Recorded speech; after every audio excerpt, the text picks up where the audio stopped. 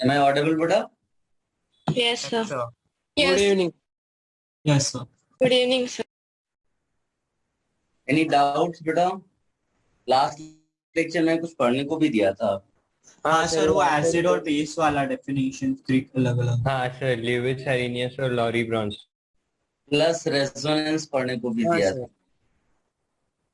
हाँ सर। पढ़ा क्या किसी ने? हाँ सर। हाँ सर, पढ़ा है। Very good. तो मैं थोड़ा सा इसको शॉर्ट में ही चीजें कराऊंगा और बहुत ज्यादा डिटेलिंग पॉसिबल ही नहीं है इसमें। सो आई बिलीव आपको थोड़ा थोड़ा जो भी मैंने लास्ट लेक्चर वर्क दिया था वो किया होगा। जो क्वेश्चंस आते हैं, they ask questions related to acidic strength order. They ask questions related to basic strength order. So I will try to explain you few things regarding acidic strength and basic strength, and then I will give you some standard questions. And अगर आप lucky हुए तो directly you will get those questions. ठीक है? Yes. Okay sir. तो पहले हम लोग लिख लेते हैं बेटा एसिडिक स्ट्रेंथ से रिलेटेड क्वेश्चंस ना।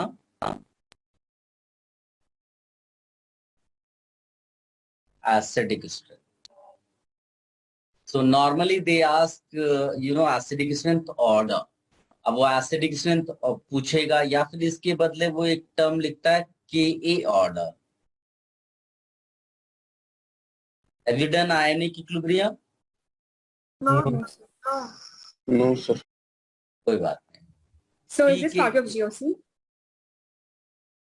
This is part of GOC. Ionic is not part of GOC. अच्छा, you are talking about these terms? Yes, sir. Yes sir. Yes. चल, अब जीओसी का पार्ट मतलब इट्स लाइक मैंने तो आपको हमेशा ये लिख कर दिया हुआ organic chemistry 1, organic chemistry 2, organic chemistry 3। सो इसको एज ए चैप्टर मत देखना आप, ठीक है? क्योंकि ये सब डिस्कशन के बाद फिर थोड़ा बहुत आइसोमेरिज्म करेंगे, फिर जो नेक्स्ट पार्ट होगा वो रिएक्शंस पे होगा। तो ये लेक्चर जो है वो तो जो एसिडिक बेसिक स्ट्रेंथ का डिस्कशन है उस पे जाएगा। फिर नेक्स्ट लेक्चर पे प्रोबेबली हम लोग आइसोमेरिज्म करेंगे। फिर हमारे पास कितने लेक्चर्स बचेंगे बेटा? Any idea? सर, 4 हुआ तो लेक्चर। 5 बचेंगे, 5 Yes, बचेंगे। sir, 4 lecture. 3 to 4। We have 7, I guess. ये 7 लेक्चर्स ना आज का मिला करके। आज वाला मिला के 7 लेक्चर, तो सर एक Yes. इसमें और एक और जाएगा तो 5 लेक्चर So बचेंगे। 5 ठीक है। will be left. तो कोशिश करेंगे कि अब ये बेसिक वाला पार्ट खत्म हो जाएगा, फिर हम लोग रिएक्शंस का डिस्कशन करेंगे। कुछ मैं आपको याद भी करवाऊंगा कि भाई अभी डिस्कशन ज्यादा नहीं करेंगे तो उसको याद कर लेना, बिकॉज एप्लीकेशन पार्ट ज्यादा इंपॉर्टेंट है। तो उसको फॉर्मूला की तरह समझ लो, याद कर लेंगे, है ना, एग्जाम के पॉइंट से। पहले इसकी बात कर लेते हैं। पहली चीज, जो भी एसिडिक स्ट्रेंथ ऑर्डर आएगा के ऑर्डर विल बी सेम। तो इसके लिए पॉइंट लिखना है के ए ऑर्डर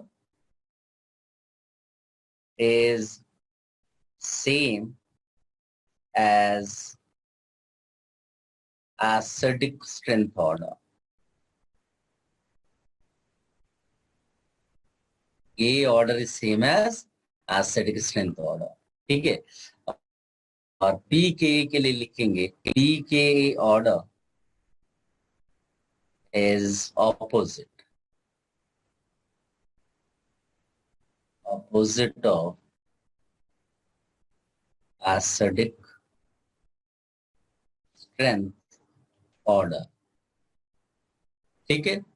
जैसे if I write any acid, perhaps you are aware of Arrhenius acid-base concept and Lorry-Bronsted. Arrhenius acid-base concept says that acid is substance which dissociates into H plus when dissolved in water. Lorry-Bronsted में भी वो H plus में यानी proton में dissociate होगा। Yes. तो conjugate acid base वाला। हाँ, अरे वाह, फैंटास्टिक, वही तो चाहिए था। So you can write this as H plus plus A minus, right? आप में से कई लोगों ने बोला कुछ कॉन्जुगेट जैसा, तो ये जो H है ना बेटा, ये जो है H प्लस लूज कर रहा है। या तुम ऐसा बोल सकते हो कि H जो है, इसको मैं अगर ज्यादा परफेक्ट लिखूं तो it will B H HA latest से इसमें मैं ऐड कर देता हूँ NH3, तो किसी को कोई प्रॉब्लम नहीं होनी चाहिए, है ना। या वाटर यहाँ पर लिख सकते हो, वो उससे कोई फर्क नहीं पड़ता। तो HA is giving it's proton means H plus, हाँ, to NH3, and after that it becomes A minus. So it's very simple. Since HA is giving its proton, I can write below HA acid. Am I correct, beta? And NH3 is Yes, sir. accepting that H plus, so below NH3 I can write Base. Base. Now, forget about that. You know about this HA, you know about this NH3. Look at NH4 plus and A minus. Out of NH4 plus and A minus, which one is having H plus? NH4 NH4 plus. Common sense है ना, जिसके पास H plus होगा उसको हमने acid बोल दिया, तो bye Yes. Default ये क्या हो गया बेटा, बेस। तो अगर आप ध्यान से देखोगे तो रिएक्टेंट में भी एसिड है, प्रोडक्ट में भी एसिड है, रिएक्टेंट में भी बेस है, प्रोडक्ट में भी बेस है।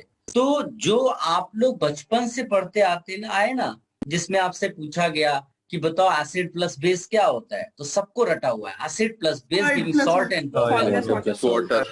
वो भूल जाओ, वो गलत है, ठीक है, वो अधूरा है। तो तुमको अब जो याद रखना है वो ये है, acid plus base giving base plus acid. याद रख पाओगे?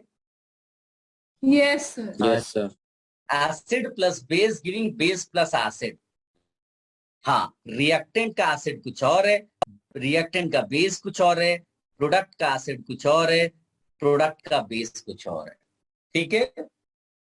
और हाँ, ये जो HA है ना और A माइनस, इनके आपस में चेहरे मैच करते हैं, इनको Yes, आपस sir. में देखो, और उसी तरह से Yes, sir. NH3 और NH4 प्लस का चेहरा मैच करता है, एक बेस और एक एसिड है। ये जो है आपस में, इनको हम लोग बोलते हैं conjugate acid base pair, conjugate acid base pair. तो फिर हमारे लिए ये भी हो जाएगा कॉन्जुगेट। ऐसे ही केवल मतलब इनको मैंने लिख दिया, ठीक है। अब बहुत सिंपल सी चीज है, मान लीजिए कि मैंने HA जो है वो HCl ले लिया, तो बताओ बेटा HCl एक स्ट्रॉन्ग एसिड है, सुना है कभी इसके बारे में? Yes, या sir. तो जिन बच्चों को नहीं मालूम है उनके लिए HCl हो गया, HNO3 हो गया, H2SO4 हो गया, ये जितने भी इनऑर्गेनिक एसिड्स हैं इनको हम बोलते हैं स्ट्रॉन्ग एसिड्स। ये डेटा आपको मालूम होना चाहिए। और जो Yes. कार्बोक्सिलिक एसिड होता है, ऑर्गेनिक एसिड इसको बोलते हैं, ये हमारे लिए क्या होता है बेटा? Weak Weak acid. acid. Weak acid। Weak acid. उसी तरह से NOH हो गया, KOH हो गया, COH ट्वाइस हो गया, ये सारे के सारे strong Strong Strong base. And syllabus wise amines जो होते हैं, अपने सिलेबस में एमाइंस, जैसे कि मैं लिख दूं CH3NH2 या इवन NH3, ठीक है, तो ये हमारे लिए क्या हो गया बेटा? Weak base. ये समझ लो तुम्हारा डेटा है, ठीक। अब सिंपल सी चीज अगर मैं बोलूं कि एक HCl है, वो डिसोसिएट होता है H प्लस और Cl माइनस में। HCl हमारे लिए एसिड है, ये उसका कॉन्जुगेट है। याद रखना, कॉन्जुगेट किसी को भी बोल सकते हो। अगर Cl माइनस को you are saying as parent base, then HCl will be called its conjugate acid. Pair. Conjugate acid, pair तो दोनों मिला के बोलते हैं। अगर मैंने HCl के नीचे एसिड लिखा, यानी ये मेरे लिए मेन चीज हो गई, पेरेंट इसको मान लिया, तो Cl minus by default will be called as conjugate base. अब आप मैजिकल चीज देखिए, मैजिकल चीज ये है कि एक घर में दो शेर नहीं रह सकते, एक छोटा सा ये फ्रेज यूज किया जाता है। तो इसका क्या मीनिंग है? इसका ये मीनिंग है कि अगर कोई पेरेंट स्ट्रांग है तो कॉन्जुगेट वहां पर वीक होगा, मतलब पापा बहुत डरा कर रखते हैं तो बच्चा डर कर रह रहा है, और अगर मतलब घर पे तुमको ज्यादा छूट मिल गई है तो पापा शांत रहते, कुछ कहते नहीं है तुम। तो ऐसा मीनिंग इसका ये है। आप इसको कॉन्सेप्चुअली कैसे देखें, तो since HCl is a strong acid, what do you mean by strong acid? Strong acid means it dissociates completely. Am I correct? Yes, sir. So, डाल दो, अगर वो पूरा डिसोसिएट हो जाता है इसका मतलब स्ट्रॉन्ग एसिड है, और हमारे पास डेटा अवेलेबल है कि ये स्ट्रॉन्ग एसिड है. तो अगर ये स्ट्रॉन्ग एसिड है, that means process is happening in the forward direction. This is called forward direction. Forward direction. इसका मतलब है Cl minus which is nothing but a base is less capable of accepting H plus. अगर वो H plus accept कर लेगा तो backward process शुरू हो जाएगा, और वो कह रहा है कि ये ऑलमोस्ट फॉरवर्ड जाता है. इसका मतलब Cl माइनस को हम लोग क्या लिख सकते हैं बेटा? Base, because it is not able to accept H plus. अगर ये एक्सेप्ट करना शुरू कर देगा तो ये HCl बनाएगा, और HCl कहता है कि मैं तो खुद डिसोसिएट हो रहा हूं. इसका मतलब है कंक्लूजन पॉइंट क्या है? मेरे ख्याल से सारे बच्चों को ये चीज समझ में आया होगा. मैं इसको जनरलाइज करके लिख रहा हूं, और नेक्स्ट टाइम इसका डिस्कशन नहीं करूंगा, इसको यूज करूंगा. और अगर कम समझ में आया हो तो उसको रट लेना, चलेगा बेटा अभी के लिए. हाँ सर, समझ गए. कंक्लूजन क्या है कि if parent is strong, I am not writing parent acid और parent base, I am just considering कुछ भी लो. Parent is strong, then conjugate will be weak. बस ये आपको याद रखना है, ठीक है. सर आप एंड कॉन्जुगेट क्या है वापस एक्सप्लेन करें. वाइसे वर्सा. जैसे किसी बच्चे ने पूछा कॉन्जुगेट क्या है. जैसे मान लीजिए कि मैं H2S एसिड लिखता हूं और I want to write conjugate base, तो remove 1H plus from H2S. तो ये बन जाएगा, H2S से एक H हटाया तो HS बन गया, एक प्लस हटाया तो प्लस है नहीं तो हटाओगे कैसे? तो प्लस हटाने का मतलब होता है माइनस ऐड कर देना. Yes. That means HS minus is conjugate base of H2S. ये आयनिक इक्विलिब्रियम की चीज है जो मैं आपको समझा रहा हूँ, ये आयनिक में पढ़ाया जाता है. क्या इतना समझ में आया बेटा? कुछ एसिड बोल दो, उसका एक H प्लस हटा दो, जो बच जाएगा that will be called conjugate base. Am I clear to everyone? Yes yes sir. So minus two. बोलो दोबारा, क्या पूछा तुमने? सो वो माइनस टू लिखा आपने. माइनस क्यों लिखा ये पूछ रहे हो क्या? यस, आपने एक एच निकाला तो फिर एच हो गया रेस्ट में. अगर मैंने मुझे H प्लस निकालना है बेटा, H निकाला तो HS बच गया, प्लस इसके पास है ही नहीं, निकालोगे कैसे? दिख रहा है क्या तुम्हें प्लस? नहीं दिख रहा है. अच्छा तो ओके सर. प्लस निकालने का मतलब माइनस ऐड कर देना होता है. जैसे ना बोरो करते हैं किसी से, तो जब है ही नहीं किसी के पास तो क्या कैसे ले लोगे? तो वो वाला सी. तो ये HS माइनस बन गया. कुछ भी दिया, मान लीजिए HNO3 दिया हुआ and I want to write conjugate base, तो बताओ इसका कॉन्जुगेट बेस क्या होगा? NO3 minus. यस, क्योंकि HNO3 का माइनस है, प्लस है ही नहीं, लोगे कैसे? एक H हटाया, एक प्लस हटाया, माइनस बन गया.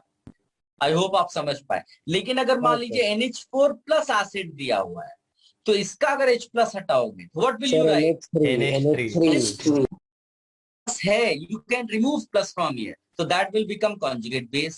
इस तरह से आप conjugate acid base लिख सकते हो, एंड ये कंक्लूजन पॉइंट आपको याद होना चाहिए. ठीक, आई होप आप समझ पा रहे होंगे. ये जो एरो दिख रहा है ना इस तरह के, ये जो आपको दोनों डायरेक्शन, इसको रिवर्सिबल बोलते हैं. क्या बोलते हैं बेटा? रिवर्सिबल. जानबूझ के मैंने रिवर्सिबल लिखा हुआ है, बिकॉज मैं लेफ्ट वाले को भी एसिड बेस मान रहा हूँ, प्रोडक्ट वाले को भी एसिड बेस, तो कोई किधर भी जा सकता था. समझ में आया? तो ये जो है पूरा एनालिसिस एक बार आप कॉपी कर लो, फिर इसमें छोटा छोटा अगर कुछ डाउट आता है तो आप पूछ लो, एंड अगर ज्यादा टाइम लगने वाली चीज होगी तो आई विल से कि ये इतना याद कर लो. ठीक है बेटा? हाँ sir. so, yes. so in the previous reaction, we can say that chemical equilibrium is also attained because backward and forward reactions both are possible. I'm not able to hear you. Your voice is broken. So in the previous reaction, we can say that chemical equilibrium is also attained because both forward and backward reactions are possible. Yes, chemical equilibrium, but that will be equilibrium will be more in forward direction or equilibrium will be more in the backward direction, depends upon the strength of the acid or strength of the base. Yes. Yes. Sir मतलब जो HCl का case है उसमें forward direction ज्यादा होगा ना reaction का, तो कम इक्विलिब्रियम में होगा वो, इसलिए वो हाईली रिएक्टिव। ज्यादातर चीजों को तुम इक्विलिब्रियम मान सकते हो, लेकिन जो चीज एकदम फॉरवर्ड चली जाती है उसको आप वो उसको मान लेते हो कि ये स्पॉन्टेनियस प्रोसेस है, इरिवर्सिबल प्रोसेस है, ऐसा है। सर ये के ऑर्डर और पी के ऑर्डर का कोई एक्सप्लेनेशन है क्या बेटा? सर ये के ऑर्डर और पी के ऑर्डर का मीनिंग वैसे? हाँ, ये कॉपी कर लिया है क्या? हाँ सर कर लिया। हाँ कर लिया उसको बहुत पहले कर लिया। तो ये बाकी लोग कॉपी करते रहे, मैं एक जनरल इक्वेशन लिखता हूँ। मान लीजिए कि मैंने ये इक्वेशन लिखा है ना, ये एक डिसोसिएशन इक्वेशन है। इसके लिए एक इक्विलिब्रियम कांस्टेंट डिफाइन किया जाता है, इसको बोलते हैं इक्विलिब्रियम कांस्टेंट, या फिर आप बोल सकते हो डिसोसिएशन कांस्टेंट। तो ये होता है प्रोडक्ट की concentration square bracket of something means it's concentration. याद रख पाओगे बेटा? हाँ। ये आयनिक इक्विलिब्रियम भी तुम्हारे एग्जाम में आता है, तो कई बार तुम्हें ये दिया, इसकी कॉन्सेंट्रेशन दी होगी, इसकी दी होगी, इसकी दी होगी, के निकालने को पूछेगा। इतने आसान भी क्वेश्चंस आते हैं। सो ये आपका इक्विलिब्रियम। अब क्या तुम देख के बता सकते हो के और H प्लस में कैसा रिलेशन है?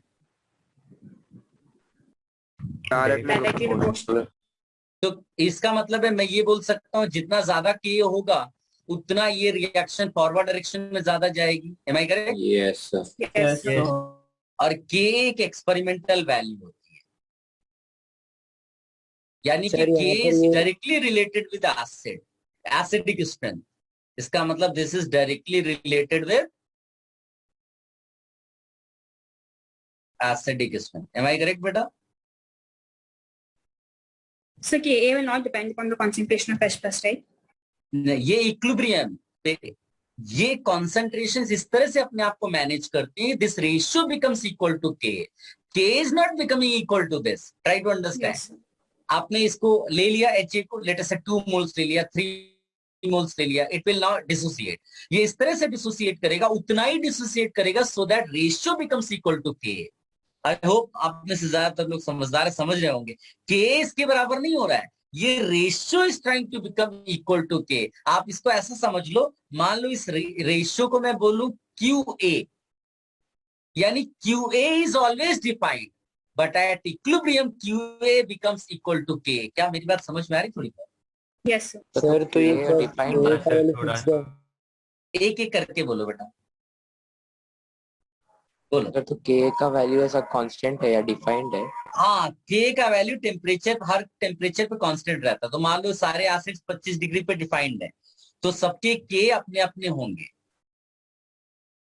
उन के को देख के तुम बता सकते हो कि ये वाला एसिड ज्यादा स्ट्रांग है, इसको पानी में डालोगे तो ज्यादा H प्लस मिलेगा, इसको पानी में डालोगे तो कम H प्लस मिलेगा। क्या समझ में आया? पीएच कैलकुलेशन से रिलेटेड है।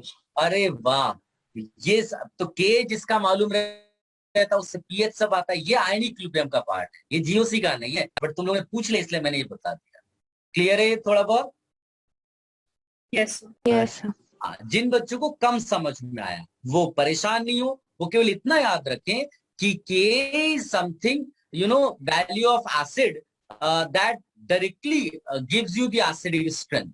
इसीलिए अब मैंने ये प्रोपोर्शनलिटी का साइन लगाकर समझा दिया था। अब दूसरी चीज, जैसे किसी बच्चे ने पीएच बोला था, राइट, उसी तरह से पीकेए होता है। पीएच होता है minus log H plus, pKa होता है माइनस लॉग के। अभी के लिए ज्यादा दिमाग नहीं लगाओ, सिर्फ मैथ्स लगाओ, मैथ्स, कुछ नहीं। आप ये बताओ, अगर के इंक्रीज करेगा तो माइनस लॉग के क्या करेगा? डिक्रीज करेगा। इसका मतलब अगर के एसिडिक स्ट्रेंथ ज्यादा होगी, ये इंडिकेट करता है, तो पी के क्या इंडिकेट करेगा? बेसिक कम होता Basic जाएगा strength. बेसिक बेसिक strength नहीं, of base. कचरा कर दिया, सारा कचरा हो गया। मतलब याद रखना, जो एसिड है वो एसिड है, वो कम एसिड होगा, कम एसिडिक होगा, वो बेस। इट्स लाइक कि तुमसे पूछा जा रहा है, तुमने क्वेश्चन मान लो ऐसा पूछा कि मुकेश अंबानी और अनिल अंबानी में ज्यादा बड़ा भिखारी कौन है, तो ये क्या क्वेश्चन सही है कि एब्सर्ड क्वेश्चन? नहीं सर, यस सर तो डिफाइन भी नहीं कर पाएंगे सर। नहीं, हाँ ये एब्सर्ड है, मतलब ये तुम्हारा सही है रिलेटिवली, बट ये एब्सर्ड क्वेश्चन है। दोनों अमीर है, तो तुम ऐसा पूछो कि ज्यादा अमीर कौन है, कम का अमीर कौन है। अमीर रिच तो बोलना मस्त है। आई होप आप समझ पा रहे हो। So बताएं डेफिनेशन में ऑपोजिट क्यों लगता है?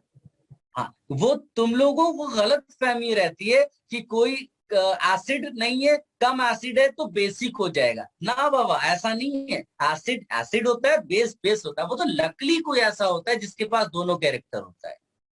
आई होप आप समझ पा रहे होंगे। Yes. ठीक है, तो गलती से ये मत बोल देना कि एसिडिक कम है तो बेसिक ज्यादा हो जाएगा। रॉन्ग।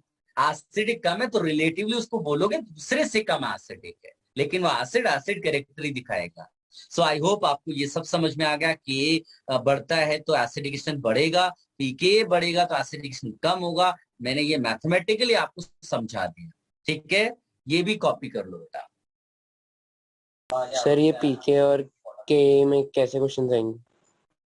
कोई क्वेश्चन नहीं आएगा, सीधे ऐसे दिया होगा, 4 कंपाउंड्स लिखे होंगे, acetic acid, formic acid, phenol and benzoic acid. Right the K strength order. तुम्हें कुछ दिमाग नहीं लगाना, खाली एसिडिक स्ट्रेंथ निकालना आज सिखाऊंगा मैं तुमको, उसी को के ऑर्डर में कन्वर्ट कर देना, मतलब वही आंसर लिख के आ जाना। ये लिखना मेरे लिए इसलिए जरूरी था कि पता चला तुम्हें एसिडिक स्ट्रेंथ निकालना आता है, उसने चालाकी से कह दिया कि राइट के ऑर्डर, क्योंकि ये फिजिकल केमिस्ट्री का पार्ट है। अब दोनों, वो थोड़ी ना तुमसे बोलेगा कि ये ऑर्गेनिक का क्वेश्चन है, ये फिजिकल का है। वो तो बोलेगा राइट दी के ऑर्डर। तुम फंस गए क्योंकि तुम्हें आधी चीज आती थी, तो मैंने केवल नाम लिख दिया आपको। तो बिना कंफ्यूजन केवल इतना याद रखना है कि whatever order you get for acidic strength, same will be for K. Is it clear? Yes and opposite will be for pK. Yes yes, perfect. ठीक है, देखिए मैं बार बार आपको बोल रहा हूं, हमारा ऑब्जेक्टिव मार्क्स लाना है। अभी हम स्कोर करना चाहते हैं, तो हाँ। जितनी मिनिमम पॉसिबल चीजों से हम मैक्सिमाइज कर पाए। तो ऐसा नहीं, कुछ चीजें आपको थोड़ा याद भी करवाऊंगा मैं, तो उसके लिए भी रेडी रही। अगर मैं बता रहा हूं और फॉर्चुनेटली समझ में आ गया तो बहुत अच्छी बात। जैसे मैंने ये समझाया, जिन बच्चों को नहीं समझ में आया वो इसको इग्नोर कर दें और इस पे फोकस करें जो मैंने लिखा है। Shall I change the page? Yes. Yes हाँ सर। यस बेटा, इसको भी फटाफट कॉपी कर लो।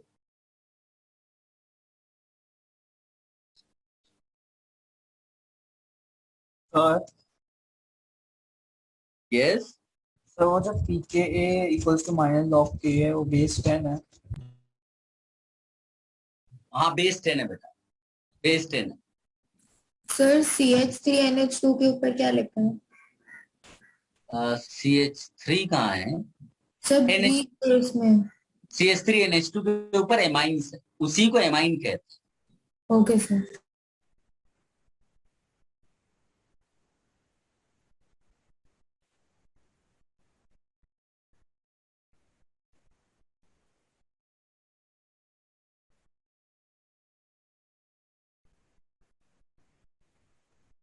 हो गया सर। सबने कॉपी कर लिया बेटा? Yes, sir. नहीं So, हाँ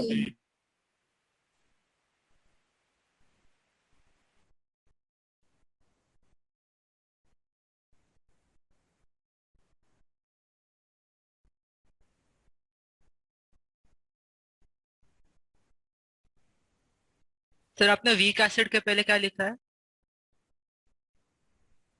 वीक एसिड के पहले मतलब वो जो वीक एसिड किसको मार्क किया है? RCOH। मतलब कार्बोक्सिलिक एसिड। हाँ बेटा।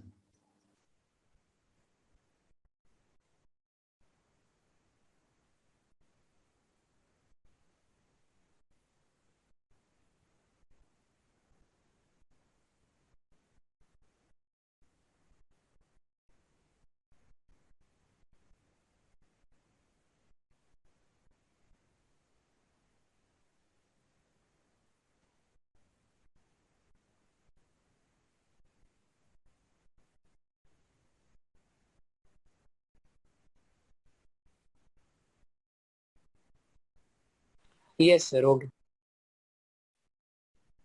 हो गया।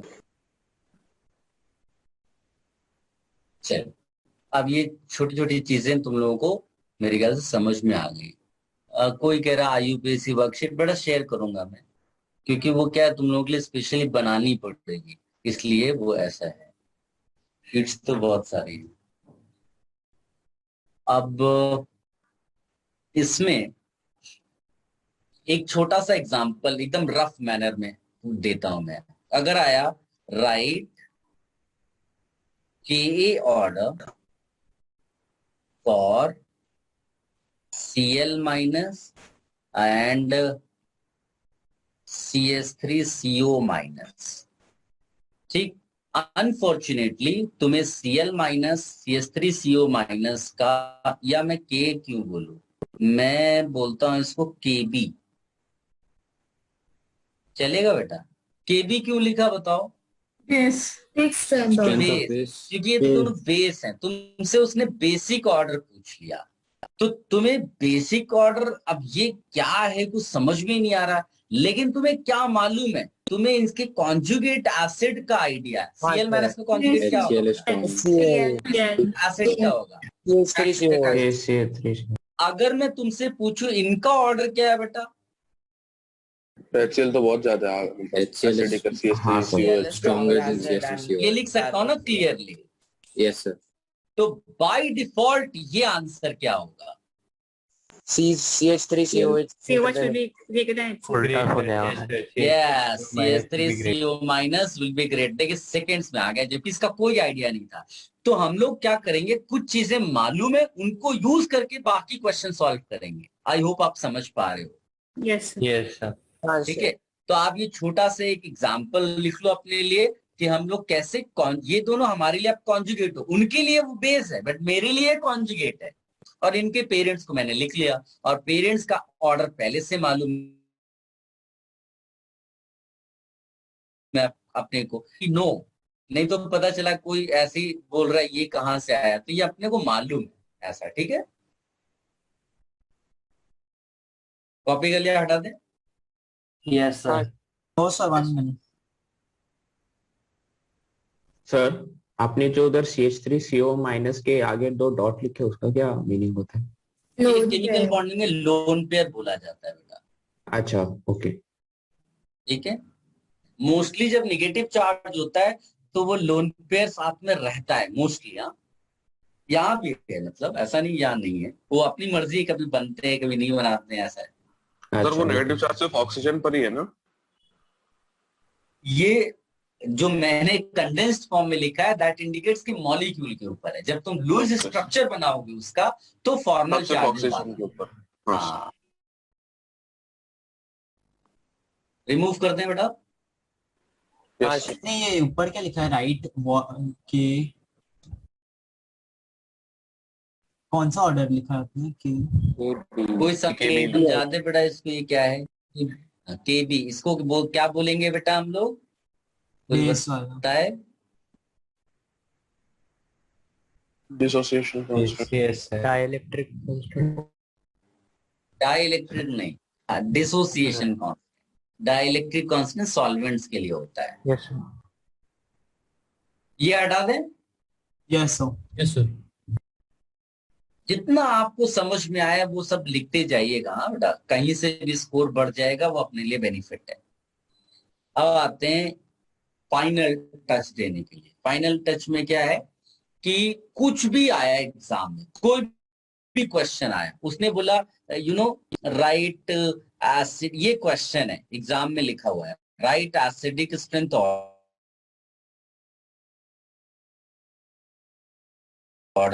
मैम ये ऑर्डर भी लिखा हो सकता है PK ऑर्डर, मतलब फोकस अपना इस पे, राइट एसिडिक स्ट्रेंथ ऑर्डर। ये क्वेश्चन आया तो क्वेश्चन को डील कैसे करें, क्योंकि हमें तो कोई खास चीज आती नहीं है अभी, तो कैसे डील करें? तो मैं एक बड़ा सा ऑर्डर आपको लिख के दे रहा हूं, वो तुम्हारे लिए समझ लो एक टाइप की कैटेगरी है। कैटेगरी का मतलब ये होता है चेहरा देख के तुम बता दोगे कि कौन जीतेगा। मतलब अगर तुमसे कोई क्वेश्चन पूछ ले कि बताओ बेटा एक रेस हो रही है टाइगर वर्सेस ह्यूमन, कौन जीतेगा, तो क्या तुम ये चेक करोगे कि ह्यूमन ने कौन से शूज पहने हैं या सीधे बता दोगे कि टाइगर टाइगर जीतेगा। हाँ, टाइगर जीतेगा। ये आप ये चेहरा देखकर बता सकते हो। लेकिन अगर क्वेश्चन पूछ लिया गया दो ह्यूमन के बीच में कि कौन जीतेगा, तो उसमें तुम्हें फैक्टर्स चेक करने पड़ते हैं कि पतला कौन है, मोटा कौन है, वेट किसका ज्यादा है, शूज किसके अच्छे हैं, वगैरह वगैरह। There can be an number of factors human versus human में। लेकिन टाइगर वर्सेस ह्यूमन में अगर किसी ने ये सब फैक्टर चेक करने लगा तो इसका मतलब है वो पागल है। क्या आप मेरी बात समझ पा रहे हो? हाँ Yes. यस। तो वो कैटेगरी कौन सी, जब ये क्वेश्चन आएगा तो उसको देख के आंसर कैसे टिक करें। तो एक छोटा सा समझ, ऑर्डर बहुत बड़ा हो सकता है और बहुत सारे एसिड्स है, लेकिन एक जनरलाइज्ड वे में I am trying to write something. I hope आपको ये बेनिफिट करेगा। एक होता है जिसका नाम है सल्फोनिक एसिड। ये याद करो, मैंने IUPAC में आपको दिया सेकंड, हाँ सर, सेकंड फंक्शनल ग्रुप का सेकंड में था सल्फोनिक एसिड। अगर तुम इसका चेहरा देखो तो तुम्हें नहीं लगता है कुछ H2SO4 जैसा मैच करता है? हल्का सा ये आर तो फीलिंग्स होता है ना, फेस मैच कर रहा है, मतलब थोड़ा शाहरुख खान जैसा दिख रहा है तो उसको लोग ऑटोग्राफ लेने चले गए उसके पास। तुम ऐसा सोचो, उसकी इंपॉर्टेंस बढ़ गई। तो इसकी एसिडिक स्ट्रेंथ भी ठीक ठाक है। This is an organic acid. ये एक ऑर्गेनिक एसिड है, इनऑर्गेनिक वाला नहीं है। ये ज्यादा एसिडिक होता है। अपने सिलेबस वाला जो एसिड है कार्बोक्सिलिक एसिड इसको बोलते हैं।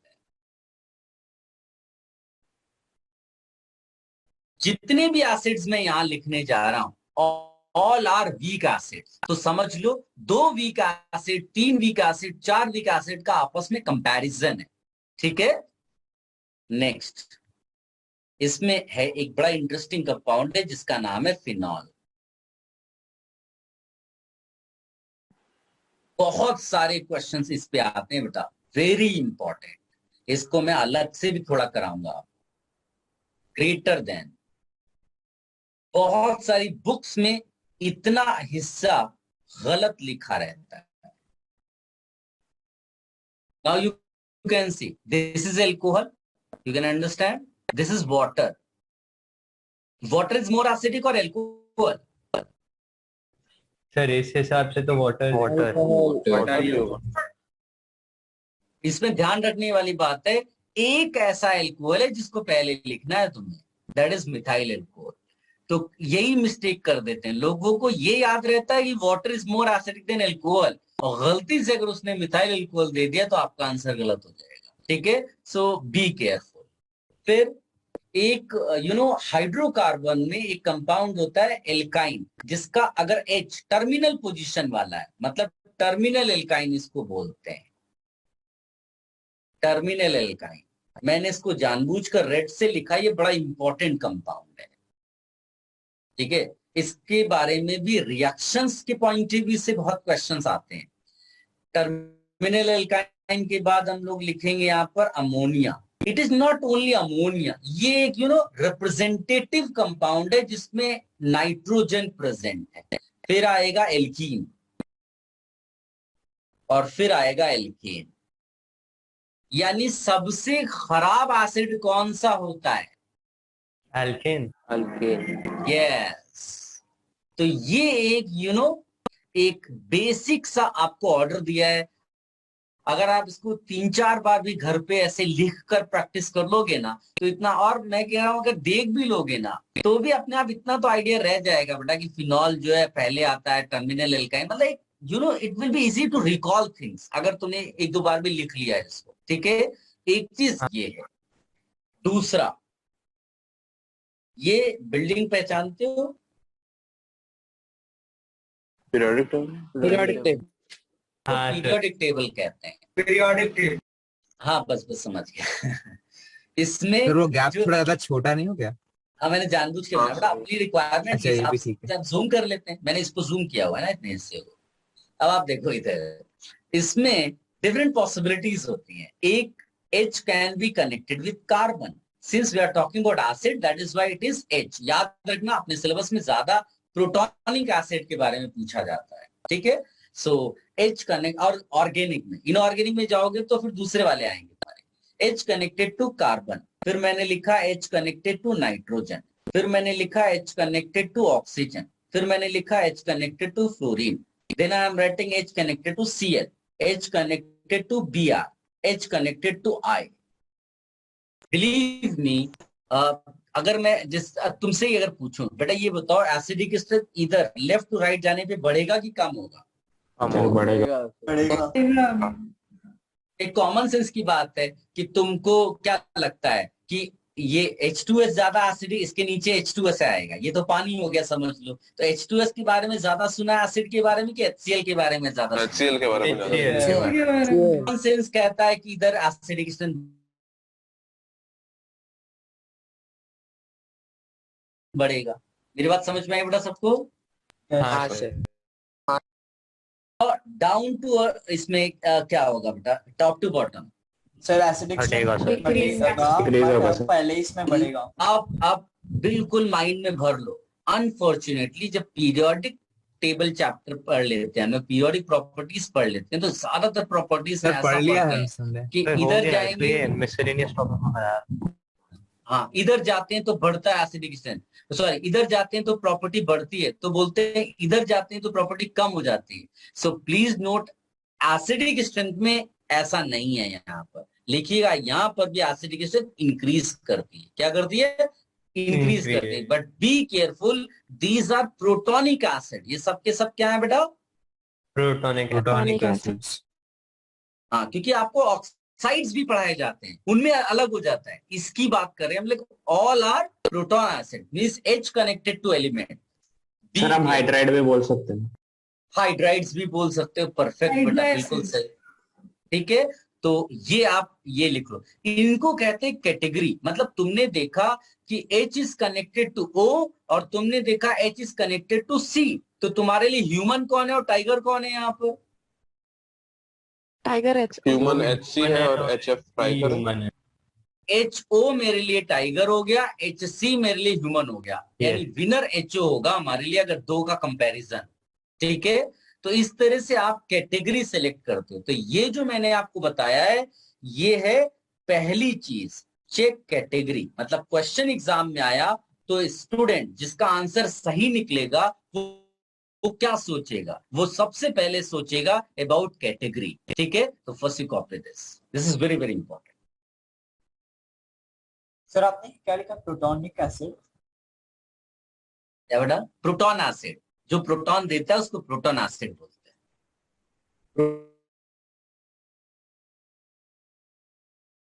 Proton means H plus. हाँ,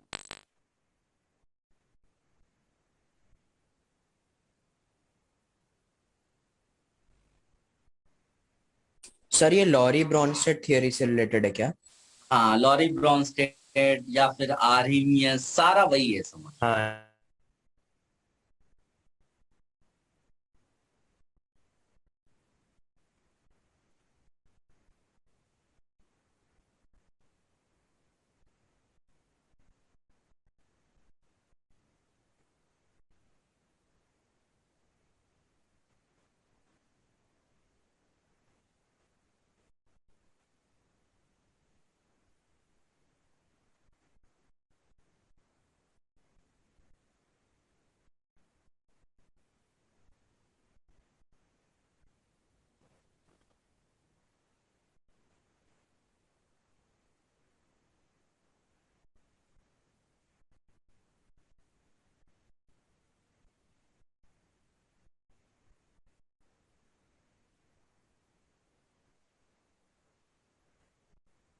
So यस बेटा। so NH3 के अंदर अमाइड अमाइन सब कुछ आएगा if we need to compare. नहीं, सब कुछ ऐसे नहीं आता, लेकिन कॉमन सेंस देता है। H कनेक्टेड टू नाइट्रोजन कहाँ हो सकता है? Okay. ठीक है, सब कुछ ऐसे इतना आसान नहीं है कि हम लोग कोई फॉर्मूला, हम लोग मैक्सिमाइज कर रहे हैं चीज को अपने, बट ये नहीं कि ये परफेक्ट है। But this will give you an idea कि कहां पर किसके आसपास रख सकते हैं। somebody is asking terminal alkyne है बेटा, टर्मिनल एल्काइन उसको बोलते हैं। should I remove this? Yes sir. Yes.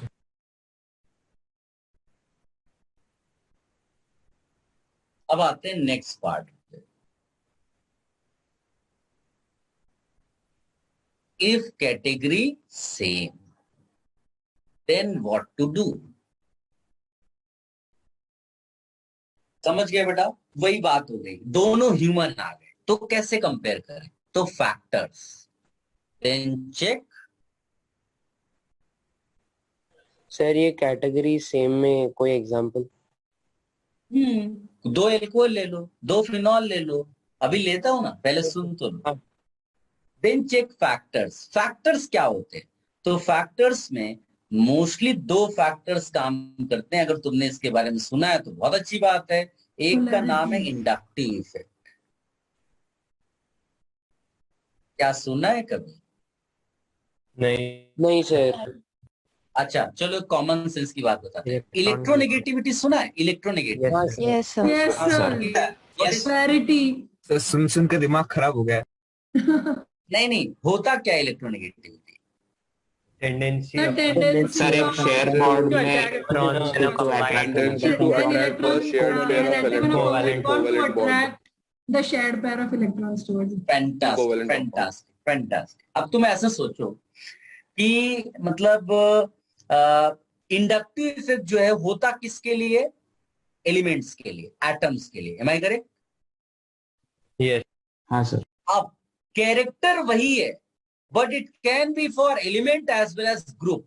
Group मतलब कॉम्बिनेशन ऑफ एटम्स, जैसे कि कोई ग्रुप हो गया methyl group, ethyl group, NH2 group. तो वो जो आपने ग्रुप लिया ना, उसका जो विड्रॉइंग पावर है, या ये जो आपने इलेक्ट्रोनेगेटिविटी बोला था वो एटम के लिए था। वही कैरेक्टर आप किसी ग्रुप के लिए ले लोगे तो उसको इंडक्टिव इफेक्ट बोलेंगे। क्या थोड़ा बहुत रिलेट कर पा रहे हो? Yes sir. हाँ सर। Can you repeat? देखो, जैसे तुमसे अगर मैं पूछूं कि इलेक्ट्रोनेगेटिविटी का ऑर्डर बता सकते हो क्या हैलोजेंस के लिए बेटा? हाँ सर, नीचे की तरफ क्लोरीन सबसे नेगेटिव होता है, डिक्रीजिंग ऑर्डर। ये यही है ना? Am I correct? Yes, sir. Effect का ऑर्डर है। आप, आई होप आप समझ पा रहे हो। इंडक्टिव इफेक्ट भी वही चीज है, लेकिन वो किसी के लिए भी हो सकती है। एटम्स के लिए डिफाइंड है, वो किसी ग्रुप के लिए भी डिफाइंड है। Okay sir.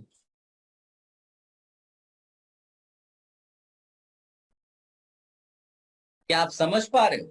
सर कंपाउंड के अंदर के, मतलब किसी कंपाउंड के अंदर के 2 एटम्स के लिए भी डिफाइंड है? नहीं, तुम समझे नहीं। ये ग्रुप्स हैं जो हम कहीं लगा देंगे। अब ये इलेक्ट्रॉन विड्रॉ कर रहा है, बस इतना हमको मालूम है, इसके अलावा कुछ नहीं मालूम। ओके।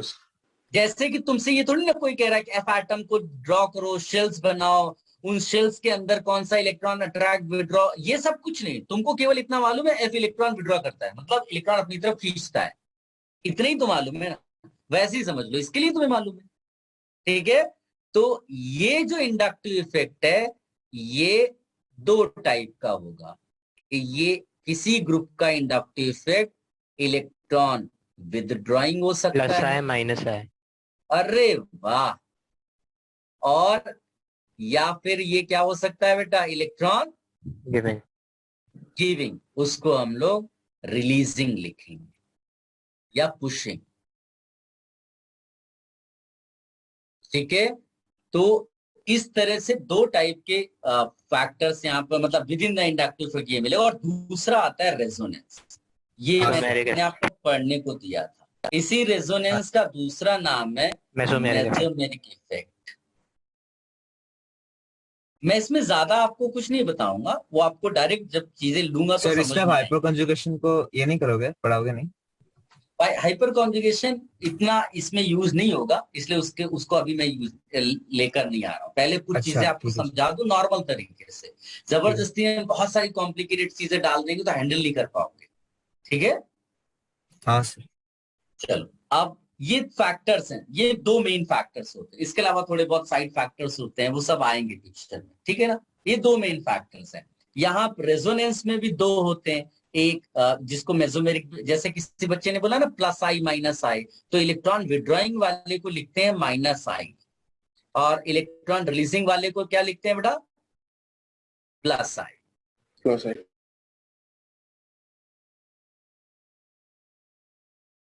यानी कि कोई ग्रुप दिया है जी, ये I effect group, this G can be minus I effect group. मेरी आवाज ब्रेक तो नहीं हो रही बेटा? नहीं सर क्या भी ठीक।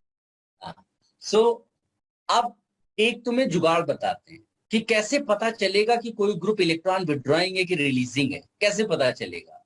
तो जुगाड़ ये है कि all groups are electron withdrawing group via inductive. क्या याद रख पाओगे स्टेटमेंट? सर क्या ये स्टेटमेंट याद रख पाओगे? यस और no? Yes sir. Yes sir. Repeat करोगे? यस। रिपीट क्या, सामने लिखा है all groups are electron withdrawing via inductive. याद रख पाओगे? Yes, sir. हाँ सर। Except alkyl. एल्काइल याद है क्या होता है? हाँ सर, हाँ सर, एल्केन माइनस एल्केन में हाँ, से बस, एक बस, H निकाल लो। वही, इथाइल, हाँ, मिथाइल, इथाइल, प्रोपाइल, ब्यूटाइल वगैरह वगैरह। And group with negative charge. याद रख पाओगे? Yes yes. तो बताओ ये ग्रुप कैसा है? प्लस है। प्लस आई। अब प्लस आई का मतलब होता है electron releasing group. Electron releasing group. Via लिखना जरूरी है बेटा, वाया इंडक्टिव इफेक्ट। समझ गए? ये बताओ। प्लस है। प्लस आई। बस sir. That means electron releasing group via inductive. ये बताओ। माइनस है। माइनस है। Minus I. That is electron withdrawing sir लिखा क्या है आपने वो? M N क्या? एन है बेटा, NO, अच्छा ओ। Nitro group. ठीक है? ये, और ये बड़ा स्ट्रॉन्ग इलेक्ट्रॉन विड्रॉइंग होता है। स्ट्रॉन्ग। हाँ, रिड्यूसिंग एजेंट टाइप्स। सर आपने ये प्लस आई और माइनस आई कैसे लिखा है, एक और बार बता सकते हैं? मैंने कैसे लिखा? मैंने ये स्टेटमेंट यूज किया। क्या तुम ये स्टेटमेंट पढ़ पा रहे हो? हाँ सर। क्या लिखा है? All groups are electron withdrawing via inductive. Find ये except alkyl groups and those with negative charge. बस Groups. वो देखा, those with negative charge plus I, those with Okay sir, yes. Those are alkyl plus I, other minus. ये I वो नहीं है बेटा, minus I effect है। हाँ, ये कंफ्यूज मत होना। हाँ सर, हाँ। कॉपी कर लो बेटा इतना।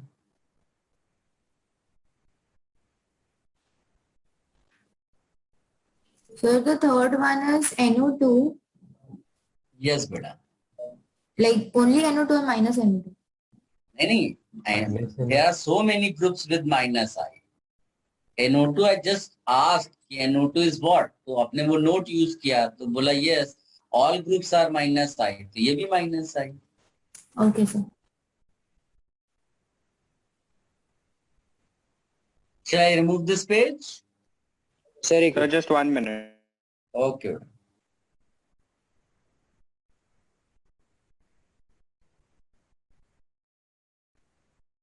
Sir, is there like a distinct pattern, or do we have to like remember what are minus, which are minus I and which are plus I? Pattern की क्या रिक्वायरमेंट है? स्टेटमेंट है all groups are minus आई। जब मैं बोल रहा सब human है तो याद रखने की क्या जरूरत है? नहीं समझे? मैं बोल रहा सब ह्यूमन है दो के अलावा, तो क्या इसमें कुछ करना है क्या? कुछ कॉन्सेप्ट चाहिए क्या? Okay got it. मैंने लिख दिया ऑल ग्रुप्स आर माइनस है। कहीं ये लिखा नहीं होता बेटा, ये अपना स्टेटमेंट है, ये किसी टेक्स्ट बुक में नहीं होगा।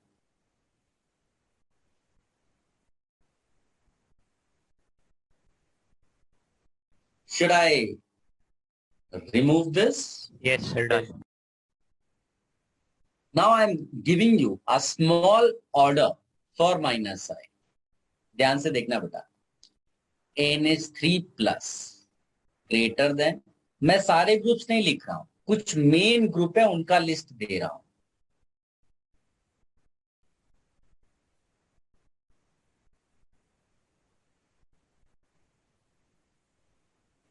इसको तो क्या रटना है, ये तो जबरदस्ती मैं लिख रहा हूँ। मतलब ये तो हेलोजन है, सबको मालूम है। तो वो इलेक्ट्रोनेगेटिविटी और आई इफेक्ट चेंज रहेगा ना।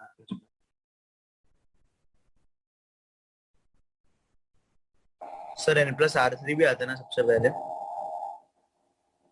वो मैं जानबूझ के नहीं लिख रहा हूँ, उसके इतना ज्यादा तुम याद नहीं कर पाओगे। एन पे प्लस दिखा तो चाहे NR3 हो या NH3 प्लस हो, उसमें कोई फर्क नहीं पड़ रहा अपने लिए ना। अपने को तो इसको इसके साथ कंपेयर करना है, बस इतना ऐसे समझ के रखो। तो ज्यादा हमें कॉम्प्लिकेटेड नहीं बनाना है, सिंपल ही रखना है।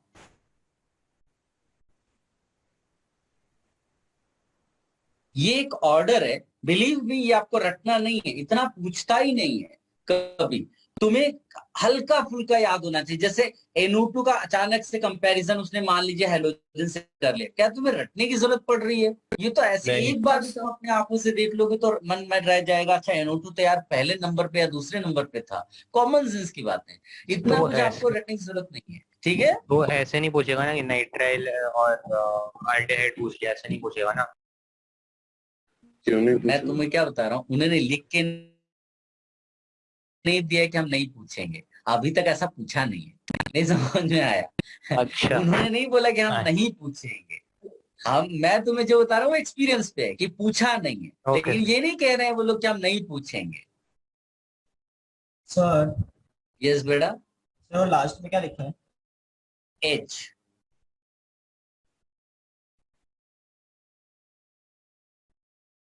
हो गया?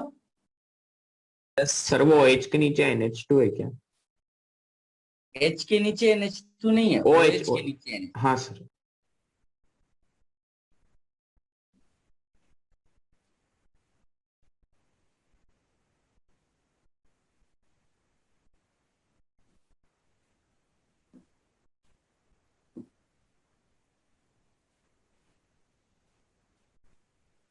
ये भी कॉपी कर लो। तो सबसे पहले क्या लिखा है? ये O माइनस है बेटा।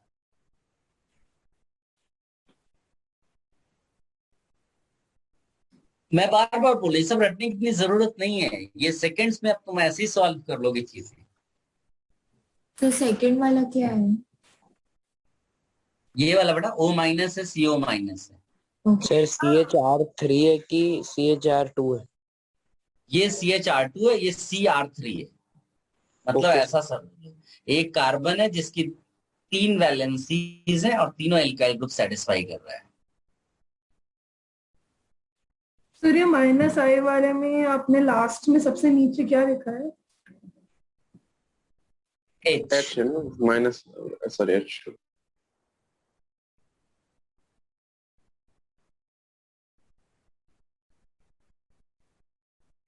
सर अभी ये प्लस साइन में CH2R और CH3 में कंपेयर करने बोला तो CH2R का प्लस साइन वैल्यू ज्यादा है। यस, बड़ी सिंपल है, इसमें ज्यादा रटना नहीं है। लंबी चेन ज्यादा प्लस आई, ज्यादा ब्रांचिंग और ज्यादा प्लस आई, याद रख पाओगे? हाँ। इसको ऐसे लिख सकते हो ना, if length more more plus I, more branching more plus I. Sir वो I प्लस में सेकंड वाला क्या है? इसमें बड़ा प्लस आई में CO minus, OO minus.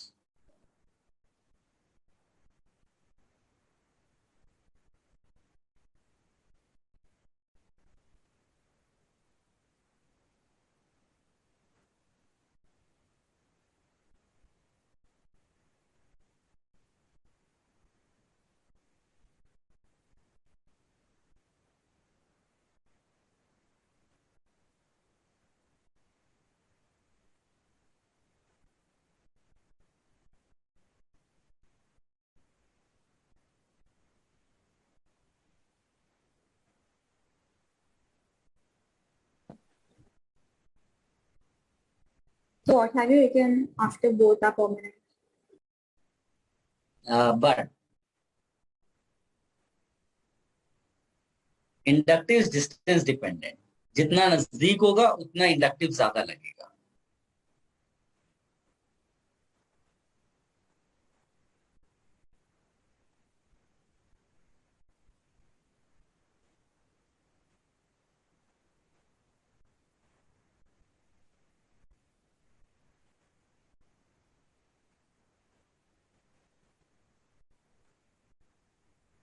Sir distance dependent के बाद क्लोजर लिखा है। मोर हाँ, more closer implies more inductive. Okay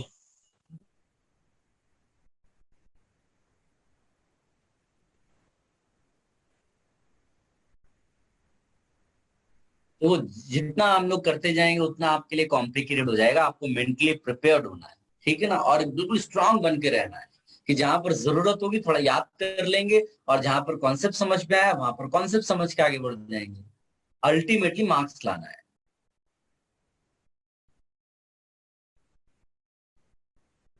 Should I remove this, beta? हाँ sir. Yes. Wait for 1 minute. Okay.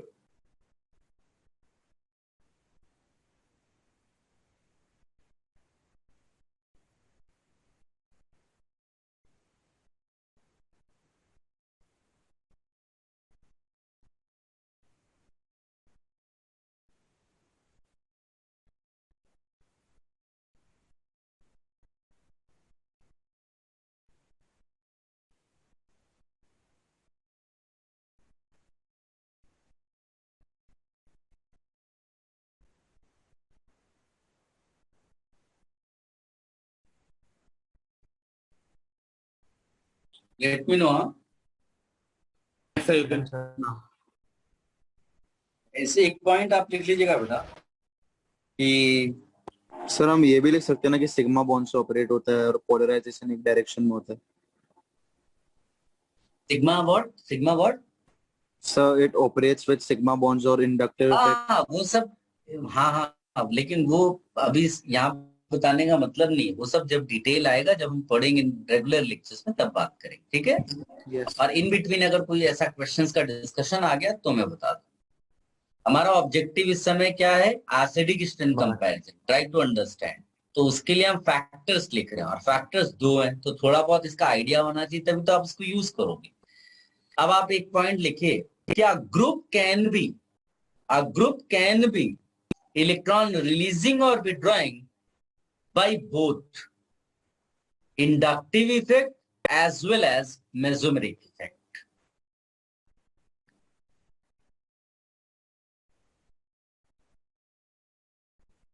Sir एक बार रिपीट करिए। A group can be electron withdrawing and electron releasing by both inductive effect as well as mesomeric.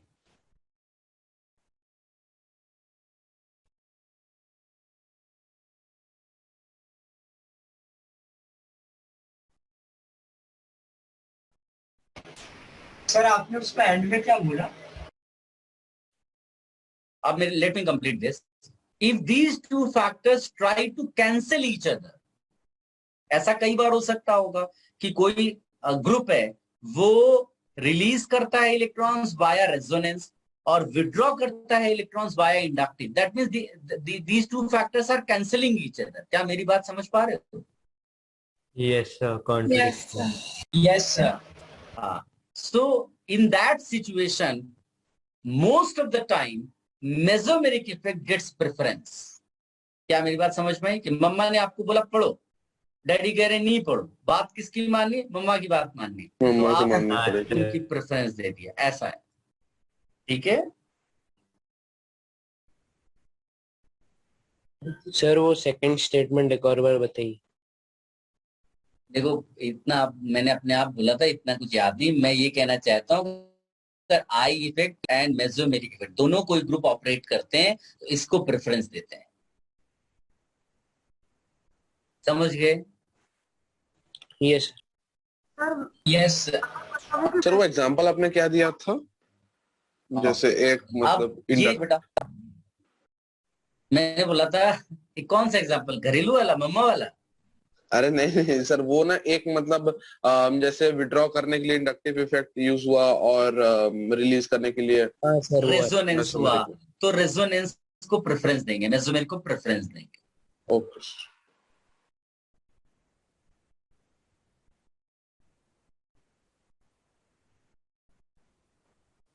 Sir एक बार वापस बोलोगे कि वो mesomeric मतलब क्या होता है, रेजोनेंस क्या होता है मतलब?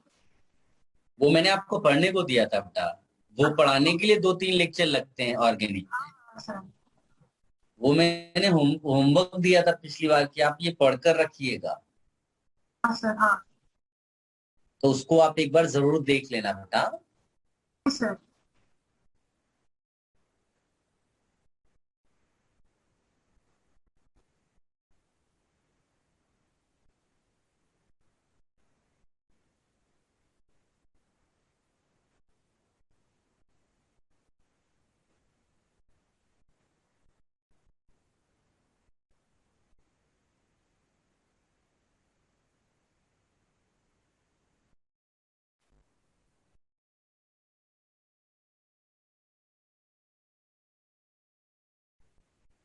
ये लिस्ट है बेटा इलेक्ट्रॉन रिलीजिंग ग्रुप्स की, जिनको बोलते हैं प्लस एम इफेक्ट, और एक लिस्ट है इलेक्ट्रॉन विड्रॉइंग ग्रुप की, जिसको बोलते हैं माइनस एम। लिस्ट आपको कुछ रटनी नहीं, अपने आप चीजें समझ में आएंगी, लेकिन आप इसको कॉपी कर लो बस।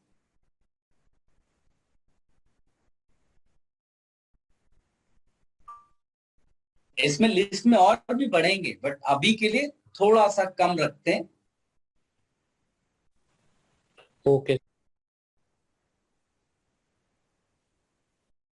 सर प्लस सब में सेकंड लास्ट वाला कौन सा है? हाँ sir, second last. Second last में वो CH और फिर उसमें CH3 ट्वाइस है। Okay sir. Sir CH3 first one is CH3, second is CH3, CH2 CH3 उल्टा लिख दिया गलती से, और ये CH CH3 ट्वाइस है। एंड एवरीवन, ये जो डंडा दिख रहा है ना, ये आपको लिखना मस्ट है। This is unsatisfied valency, and with this valency you are going to attach the group with any compound. Sir minus M about CH3 से लास्ट वाला कौन सा है वो? किस लास्ट वाले का? ये फिनाइल ग्रुप है सर। माइनस एम में CH3 के ऊपर क्या है? मेरे को सुनाई समझ में नहीं आ रही। ये CF3 है। कुछ पूछ रहे हो क्या इनमें से? सर CH3 के ऊपर कौन? CCl3 है। सर फिनाइल के ऊपर क्या है? फिनाइल के ऊपर बेटा CH3 ट्वाइस। एक दो अगर नहीं भी, लेट मी टेल यू, एक दो ग्रुप छूट भी जाते हैं, छोड़ दो, ऐसा कुछ नहीं है, सारा कॉपी करना है। बोलो बेटा। सर सारे एग्जांपल्स कॉपी करने की जरूरत नहीं है ना? अभी बोला ना, कोई जरूरत नहीं इतने सारा सब कॉपी करने का। एक कॉमन सेंस का मैं आपको समझाता चलूंगा बीच बीच में, ठीक है? सर ये ऑर्डर में लिखा ना, मतलब ओ का सबसे ज्यादा है, किसी ऑर्डर में नहीं है। ओ So can you repeat what before phenyl? Your voice was lagging. Try to understand inductive is distance dependent. तो there you need to write order. यहां पर नहीं। ये सब कैसे है, मोस्टली कैसा होता है, ये डिस्टेंस डिपेंडेंट नहीं है। ये जो है किसी भी प्लेस पे कराएंगे इफेक्ट, वो उतना ही लगभग होगा। इसलिए इसमें बहुत वो करने की जरूरत नहीं है। मेरे को थोड़े क्वेश्चंस लेने दो, तो तुम्हें थोड़ा आइडिया लगेगा।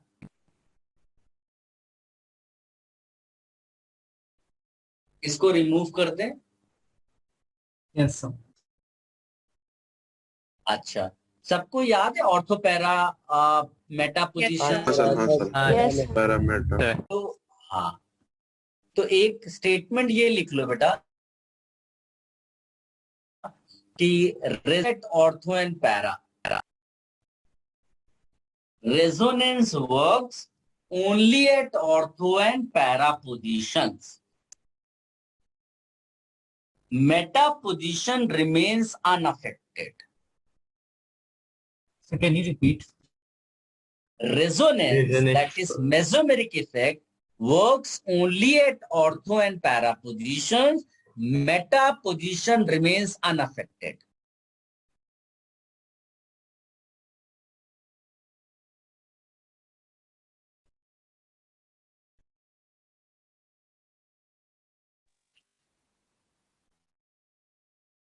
सर ऑर्थो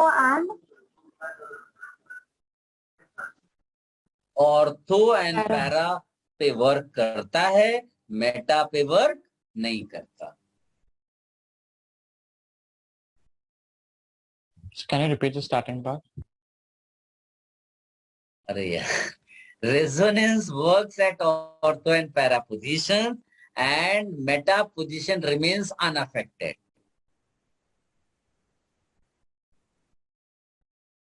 स्टेटमेंट में लिखने में अगर इतना टाइम लगा लोगे, मैं इतनी देर में तो एग्जाम्पल ले चुका होता। सर आपके जो अंधेरी के मतलब वीडियो लेक्चर्स थे ना, उसमें तो मतलब आप एक बार बोल देते और बाद में बोल देते बाजू वाले के इसमें से देख लो। अभी क्या ऑनलाइन है ना, तो डांट भी नहीं सकता, इतना समझ में नहीं आएगा किसको डांट रहा हूँ, वहां पर सामने रहता। चलो देखो, जैसे मान लीजिए कि मैंने NO2 ग्रुप लगाया है, क्या तुम लिस्ट देखकर बता सकते हो बेटा कि NO2 इलेक्ट्रॉन विड्रॉइंग है वाया रेजोनेंस या इलेक्ट्रॉन रिलीजिंग है via resonance? Electron withdrawing. Yes, तो मैं लिखूंगा वाया रेजोनेंस, यहाँ पूरा लिखूंगा।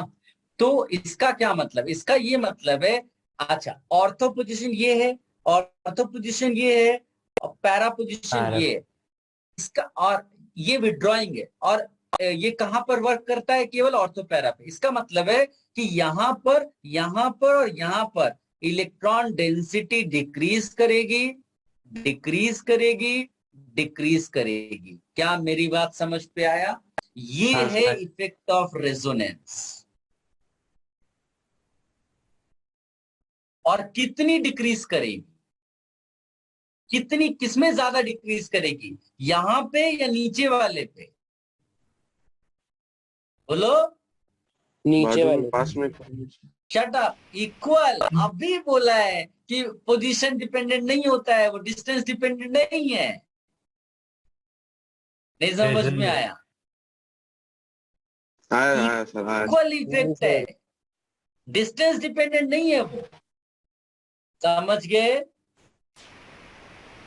हाँ सर। Yes sir. वो इलेक्ट्रॉन डेंसिटी कम हो रहा है वो पोजीशंस पर, वो एक और बार बताइए ना। दोबारा सुनिए, NO2 लिस्ट से देखकर पता किया कि इलेक्ट्रॉन विड्रॉइंग ग्रुप है via resonance, it is actually withdrawing electrons, खींच रहा है अपनी तरफ। यानी पूरी बेंजीन से मान के चल रहे इलेक्ट्रॉन जा रहे हैं, लेकिन कौन कौन सी पोजीशन से जा रहे हैं? तो यहां आता है कि रेजोनेंस ऑर्थो पैरा पे लगता है, तो ऑर्थो ये दो पोजीशन से, इनसे खींच गया इलेक्ट्रॉन डिक्रीज कर गई, इससे खींच गया इलेक्ट्रॉन डिक्रीज कर गई, और सब जगह इक्वल वर्क करता है तो इक्वली डिक्रीज किया। मेटा पोजीशन क्या लिखेंगे हम? Remains unaffected, no change. Yes, no change. ये थोड़ा थोड़ा आपको आइडिया रखना है।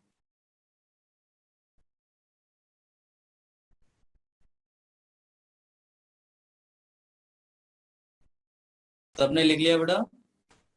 सर एक मिनट। Yes sir. जिन बच्चों ने रेजोनेंस नहीं पढ़ा है, उनको मैंने वर्क दिया था, वो डेफिनेटली पढ़ ले बेटा। हो सकता है आज का लेक्चर आपको अभी थोड़ा बहुत कंफ्यूज कर रहा होगा, रेजोनेंस जब पढ़ लेंगे तो फिर ये जो मैंने लिखा है, ये स्टेटमेंट्स आपको सब समझ में आने शुरू हो जाएंगे। ठीक है? पर आप ज्यादातर बच्चों को मालूम है कि रेजोनेंस में कॉन्जुगेशन होता है, याद है ना? कि कैसे देख के पता चलता है कि वहां रेजोनेंस है कि नहीं है? तो वहां होता है डबल सिंगल, याद है ऐसा? और फिर मान लीजिए कोई ग्रुप G लगा हुआ है, तो ये GNO2 हो सकता है, GCHO हो सकता है, GO- हो सकता है, तो इस टाइप का आपको मिलेगा। ठीक है?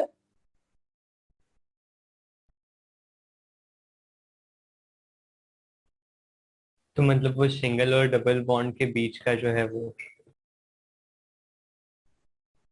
वो उसको ऑल्टरनेट को कॉन्जुगेशन बोलते हैं। ओके।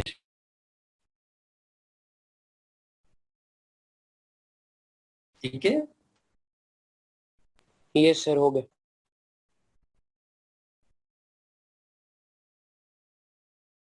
चल, यहां पर अब, because whatever we are doing, all the factors only to find what? Acidic strength. Yes. तो अब उसको जनरलाइज करते हैं, क्योंकि देखो ना, एसिडिक स्ट्रेंथ के बहाने तुमने कितनी सारी चीजें कर ली। अब रिक्वायर्ड होगा तो हम थोड़ा बहुत और इसको एनालाइज करेंगे बाद में। पहले एसिडिक स्ट्रेंथ पे आते हैं। एक पॉइंट लिखिएगा बता, electron withdrawing group implies acidic strength increases. मतलब अगर तुमने इलेक्ट्रॉन विड्रॉइंग ग्रुप लगा दिया किसी एसिड के साथ तो उसकी एसिडिक स्ट्रेंथ बढ़ जाएगी कि कम हो जाएगी? बढ़ जाएगी। बढ़ जाएगी। इलेक्ट्रॉन रिलीजिंग ग्रुप लगा दिया तो एसिडिक स्ट्रेंथ कम हो जाएगी। कम हो जाएगी। ठीक है, ये आपको याद रखना है, एकदम इसको रट। ऐसा क्यों? मैंने ये नहीं लिखा है वाया इंडक्टिव या वाया मेसोमेरिक, कोई भी हो, लेकिन अगर दोनों है और काउंटर इफेक्ट लगा रहा है तो प्रेफरेंस किसको दोगे? Resonance mesomeric. परफेक्ट। सबको समझ में आई मेरी बात? यस। चलो एक क्वेश्चन ले लें बेटा फटाफट। सर ये अभी जो लास्ट वाला स्टेटमेंट एक और बार बताइए। ऐसे आप लिख लो कि electron withdrawing group increases the acidic strength of the compound and electron releasing group decreases the acidic strength of compound.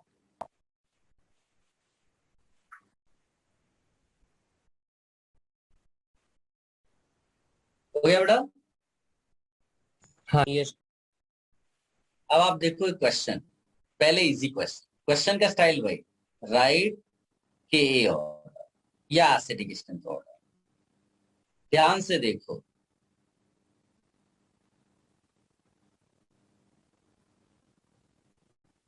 चार कंपाउंड्स मैं लिख रहा हूं,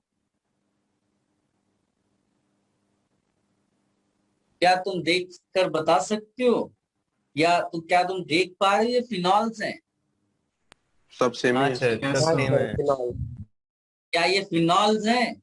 हाँ सर। हाँ सर। नहीं सर, बीच में सर्कल गोला कहाँ बना हुआ है बेटा? फिनॉल्स नहीं है, ऑल आर साइक्लिक हाइड्रोकार्बन्स।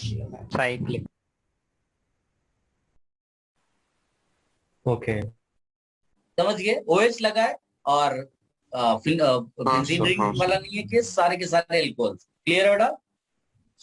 इनका एसिडिक स्ट्रेंथ का ऑर्डर क्या होगा? इक्वल। अब तुम सोच रहे हो कि क्या मजाक है, ये तो सब एक ही जैसे हैं, वही तो सर कैसे बताएं? मैं जानबूझकर आपको दे रहा हूँ। क्यों? क्योंकि तुमको ये पहचानना है कि जब कंपैरिजन होगा तो वो आइडेंटिकल पार्ट्स क्या क्या है और डिफरेंस कहां पर है। तो जो difference will decide answer, not the identical part, क्योंकि आइडेंटिकल पार्ट वाला तो बोलेगा आइडेंटिकल होंगे, ठीक है, इक्वल होगा सब, लेकिन डिफरेंस कहां पर आता है? Let me right. मैंने यहां पर लिखा NO2, मैंने यहां पर लिखा NO2 NO2, मैंने यहां पर लिखा NO2, यहां कुछ नहीं लिखा। बताइए सबसे ज्यादा एसिडिक कौन होगा? Hint is this. सर दूसरा। सर वो सेकंड। तो दूसरा नहीं बोल सकते क्योंकि उधर लगाए तो मतलब फर्क नहीं पड़ता वो पोजीशन। हाँ सर, मेटा वाले पे क्या फर्क पड़ेगा? मेटा पे क्या फर्क पड़ेगा? कचरा कर दिया ना, कचरा कर दिया ना, सारा कचरा कर दिया। पर अरे भाई जब रेजोनेंस ही नहीं है तो और तो पैरामीटर थोड़ी ना होता है। अजीब, अपना घर है नहीं, मतलब तुम पाकिस्तान में पड़ोसी ढूंढोगे। अरे पहले फ्लैट तो खरीदो। अरे अपना पहले घर होगा, पहले देखो बेंजीन रिंग है क्या, और तो पहले तो बाद में आता है। ये कुछ है ही नहीं इसमें, ऐसा कोई पोजिशनिंग नहीं है। और तो पैरा डिस्टेंस देखो केवल। अब ये बताओ कर रहा है क्या?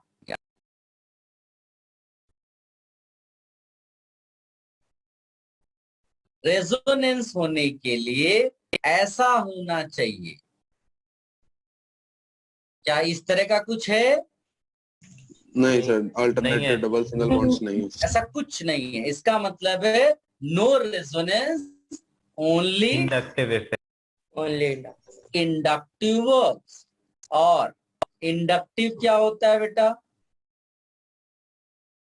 Distance dependent. Distance dependent. अच्छा, NO2 बेटा माइनस आई इफेक्ट होगा या प्लस आई होगा?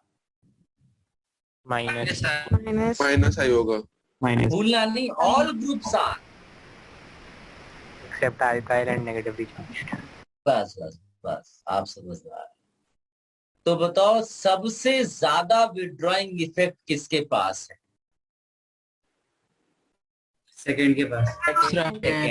सेकंड वाले के पास। फिर इन दोनों में First. एक एक ग्रुप है, लेकिन डिस्टेंस देखो पास में है। इसके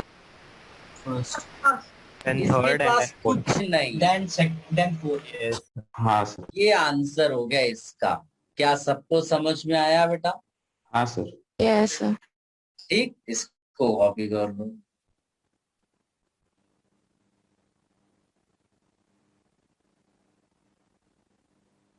आई होप अब जाकर के आप थोड़ा बहुत क्वेश्चन से रिलेट कर पा रहे हो। Yes sir.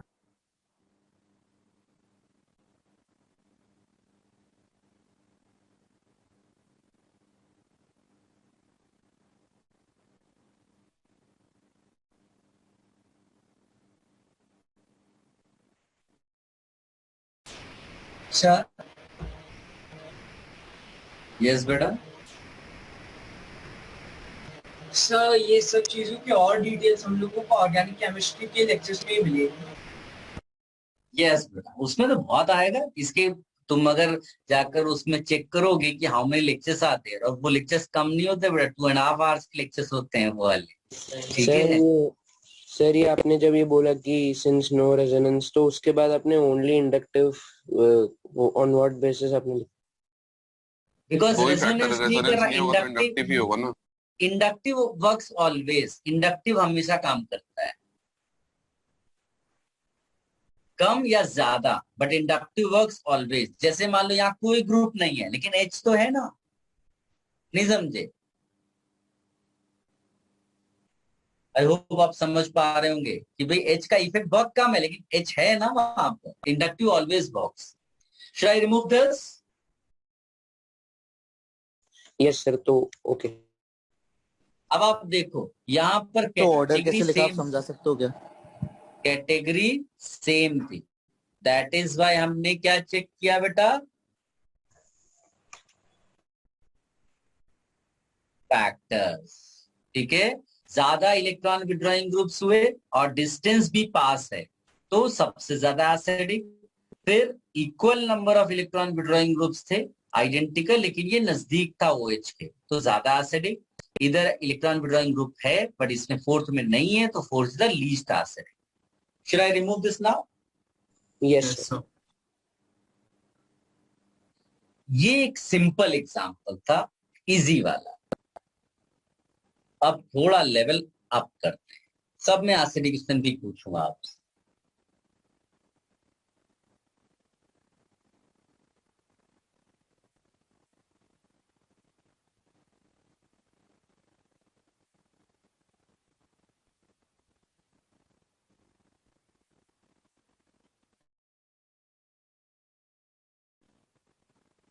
ये क्या है? Phenol. Phenol. Phenol. All are phenol, right? अगर मैं तुमसे अभी पूछूं what is the acidic order, your answer will be 1 = 2 = 3 = 4। अब देखो चालाकी, ये आइडेंटिकल पार्ट हो गया। मैं तुम्हें पहले आंसर दे रहा हूं, समझ लो, फिर क्वेश्चन कंप्लीट हो रहा है। आप ऐसे सोचो, तो ये तुम्हें इंटरनली ऑब्जर्व कर, एक अच्छा स्टूडेंट जो होगा वो ऐसे सॉल्यूशंस को विजुलाइज करता है कि वो उन पार्ट्स को निकाल देगा जो डिफरेंट थे। आइडेंटिकल पार्ट्स को पहले देखेगा, फिर उनमें डिफरेंस वाला पार्ट काउंट करेगा और आंसर निकाला है। देखो मैंने यहां लगाया, एक ग्रुप लगाया OCS। O के पास लोन पेयर है, जिसके पास भी लोन पेयर होता है और बेंजीन से डायरेक्टली कनेक्टेड होता है, वो हमेशा प्लस एम इफेक्ट शो करता है। क्या करता है सर? आप एक बार रिपीट करोगे क्या? आपकी आवाज सर, आपकी आवाज कट रही है। ओह नो, अभी भी मेरी आवाज नहीं आ रही बेटा?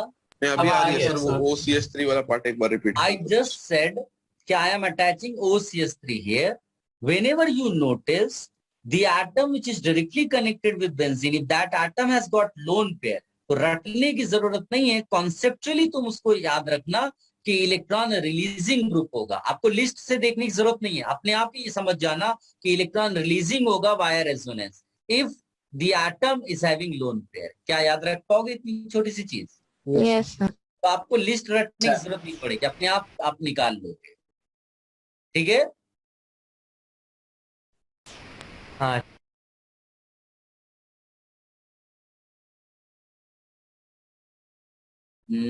एक काम करते हैं, इसको हटा देते हैं। यहाँ कोई सर्कल नहीं है, चलेगा बेटा? हाँ सर। चलेगा। तो अब आप देखो, कैन आई से ये 3 फिनॉल है और ये अल्कोहल है। यस हाँ सर। सर। अब टाइगर कौन है और ह्यूमन कौन है? अल्कोहल अल्कोहल ह्यूमन है और फिनॉल टाइगर है। तो अल्कोहल तो पहले बाहर हो गया। समझ गए लिस्ट से कैसे बाहर हुआ? हाँ सर। तो मैं इसके पास 2 NO2 भी लगा दूं, समझ लो कि इसने बहुत अच्छे शूज पहन लिए, तो क्या विनर हो पाएगा? नहीं सर, नहीं सर, टाइगर से भी नहीं। तो कंफ्यूज मत हो जाना, कई बार उसमें लालच देगा, कई सारे ग्रुप्स यहाँ विड्रॉइंग वाले लगा देगा, उसमें लालच देगा, बट तुम सोचो कि कैटेगरी वाइज वो पीछे है ना। तुम कुछ भी कर लो, ह्यूमन को जिताना बहुत मुश्किल है, वो रेयर सिचुएशन है और वो तुम अभी डील कर भी नहीं पाओगे। अब इसमें आते हैं, ये तीनों एक ही कैटेगरी है, same category. Then what is the factor? Electron withdrawing group. इन 3 जगह पे इधर कुछ नहीं है तो H मान सकते हो कि नहीं बेटा? बाय डिफॉल्ट H होगा वहां पर। हाँ सर, होगा ही वो, हाँ कार्बन सर, की वैलेंसी सेटिस्फाई करेगा। इन 3 में से इलेक्ट्रॉन विड्रॉइंग कौन है? Via resonance. NO2। हाँ, तो ये याद रखना, फर्स्ट चेक रेजोनेंस। हाँ, ये भूलना नहीं। First check M effect, resonance effect. अगर वो इक्वल हो जाए तो इंडक्टिव चेक करना। इसको हम लिखेंगे ऐसे, electron withdrawing group via resonance, और इसको लिखा इलेक्ट्रॉन रिलीजिंग। तो बताइए इन तीनों में से नंबर 1 एसिडिक कौन होगा? सेकंड। सेकंड वाला। सेकंड मतलब वो NO2। फिर पहला फर्स्ट वाला। थर्ड? तीसरा वाला ना, फर्स्ट वाला रिलीजिंग है ना। फर्स्ट वाला, थर्ड वाला।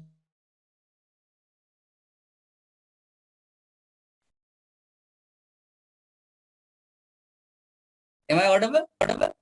हाँ सर, अब आ रही है। सर आवाज है।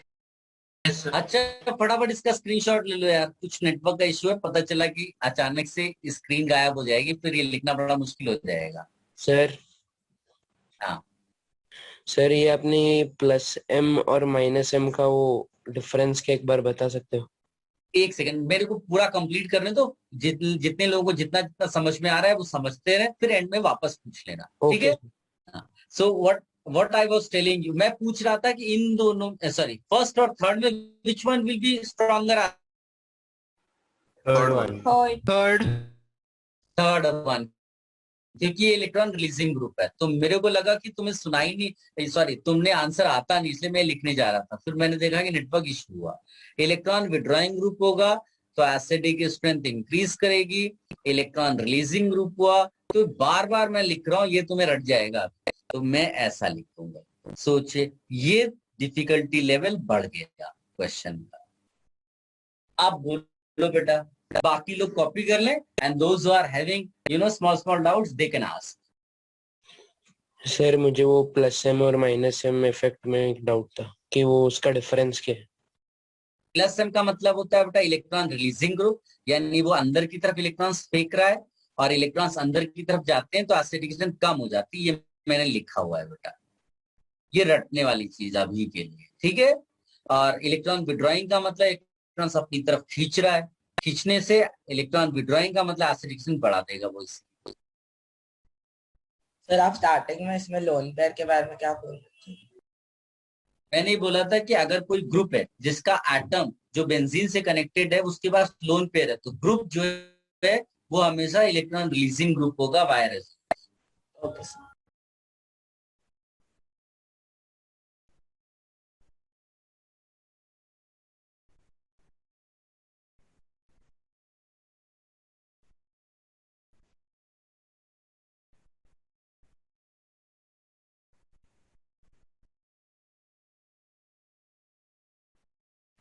सर ये OCH3 और H में OCH3 का कम कैसे हुआ?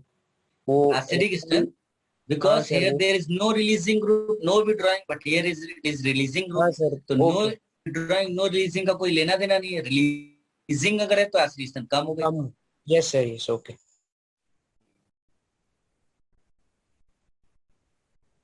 अच्छा, जिन बच्चों को ये कैटेगरी समझ में नहीं आती है ना, वो जानते इसका आंसर क्या लिखते? वो इसका आंसर लिखते 2 greater than 3 greater than 4 greater than 1. क्या तुम समझ पाए? Yes, sir. So be careful categories में difference करने के लिए. Should I remove this? Yes sir. Yes sir.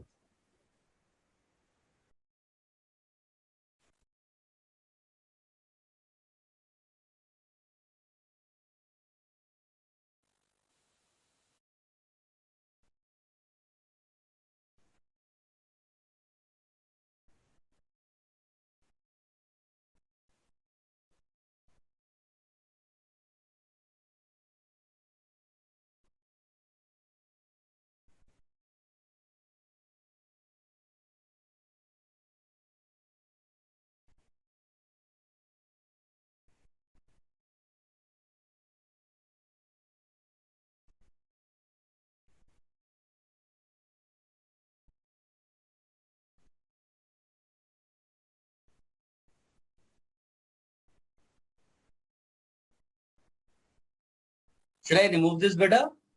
हाँ sir. Yes sir. Yes, sir.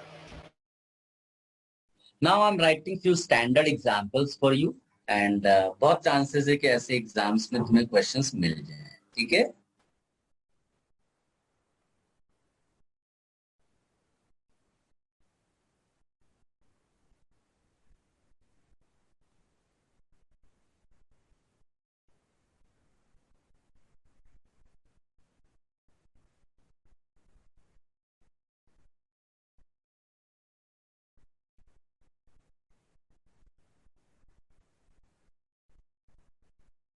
Its name is picric acid.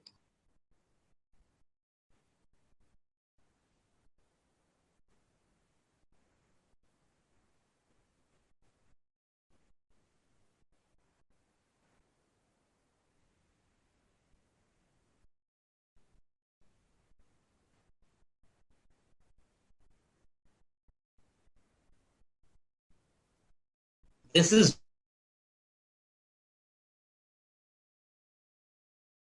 very very important question. कई सारे एंट्रेंस एग्जाम्स में पूछा जाता है एंड रेगुलरली पूछा जाता है. ठीक है? स्पेशली इन ये जो मैं लास्ट में लिखूंगा ना 3 कंपाउंड्स, इनका इट्स वेरी वेरी इम्पोर्टेंट. हो सकता है तुम्हें ये क्वेश्चन मिल जाए. बहुत रेगुलरली ये पूछते रहते हैं हम लोग.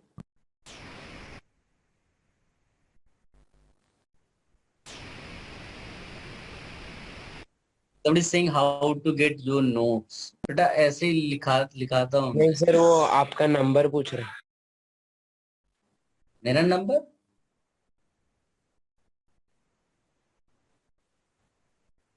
आवाज ब्रेक होगी तुम लोगों की. चलो ये नॉर्मल है.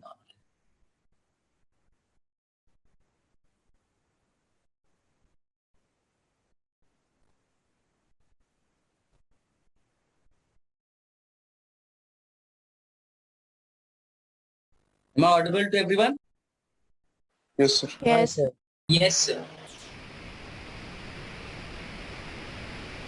ये जो है ना बेटा, if anybody, any student, if any student find find the answer on the basis of concepts, तो ये आंसर गलत हो जाता है. यहाँ पर उसका आंसर गलत हो जाता है. यहाँ पर एक स्पेशल कॉन्सेप्ट यूज होता है जिसको बोलते हैं इंट्रामोलिकुलर हाइड्रोजन बॉन्डिंग. ये आपको केमिकल बॉन्डिंग पढ़ा हुआ है सर, पढ़ा हुआ है. हाँ सर, पढ़ा हुआ है. सर हमें नहीं पढ़ा सर, बहुत पढ़ा है. लेकिन केवीपीआई तक सर सारे बैचेस को पढ़ा दिया जाएगा इंट्रामोलिकुलर हाइड्रोजन बॉन्डिंग. ठीक है. So what I'm saying, कि आपको आता है नहीं आता है इससे मतलब नहीं है। मेरी बात आप ध्यान से सुनो। अगर आपको पूछा जाए कि बेटा NO2 पैरा पोजीशन पे है और NO2 ऑर्थो पोजीशन पे, कहां पर ये अपना रेजोनेंस ज्यादा लगाएगा?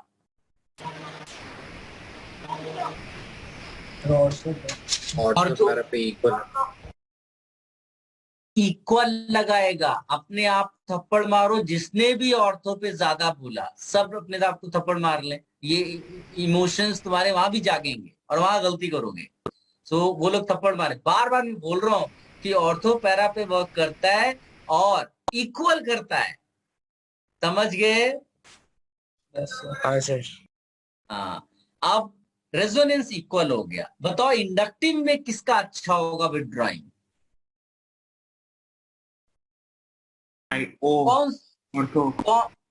कौन सा NO2 ज्यादा विड्रॉ कर रहा होगा? ऑर्थो पोजीशन पे कि पैरा वाला? ऑर्थो के रिस्पेक्ट में चेक कर रहे, OH के रिस्पेक्ट में, क्योंकि वही proton release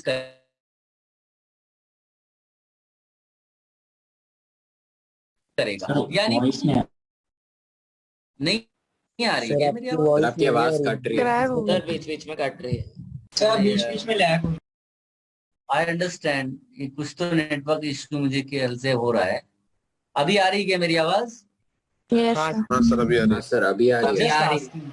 I was just asking you कि if I use the concept of resonance and inductive, then out of these two, which one will be more acidic? Forget about the order which I gave. Just tell me the answer which we get by concepts.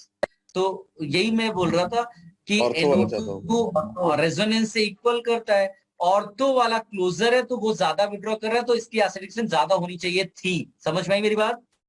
Yes sir. But it's acidic strength decreases because of this. ऐसा आप समझ लो कि घर का कोई बंदा है जो तुम्हें एग्जाम क्वालिफाई नहीं करने देना चाहता है, पकड़ के रखा हुआ, तुम्हारे टैलेंट को बाहर ही नहीं निकलने दे रहा है। क्या समझ पा रहे हो? ये NO2 वो काम कर रहा है जिसको बोलते that force of attraction is called भीषण का काम कर रहा है। हाँ, आप ऐसे समझ लो कि प्यार इतना ज्यादा कर रहा है कि तुम्हें पढ़ते हुए कोई देख नहीं पा रहा है। तुम रात भर पढ़ना चाहते हो, मेहनत करना चाहते हो, लेकिन वो कह रहे हैं बेटा सो जाओ, इतनी मेहनत मत करो, बीमार हो जाओगे। दैट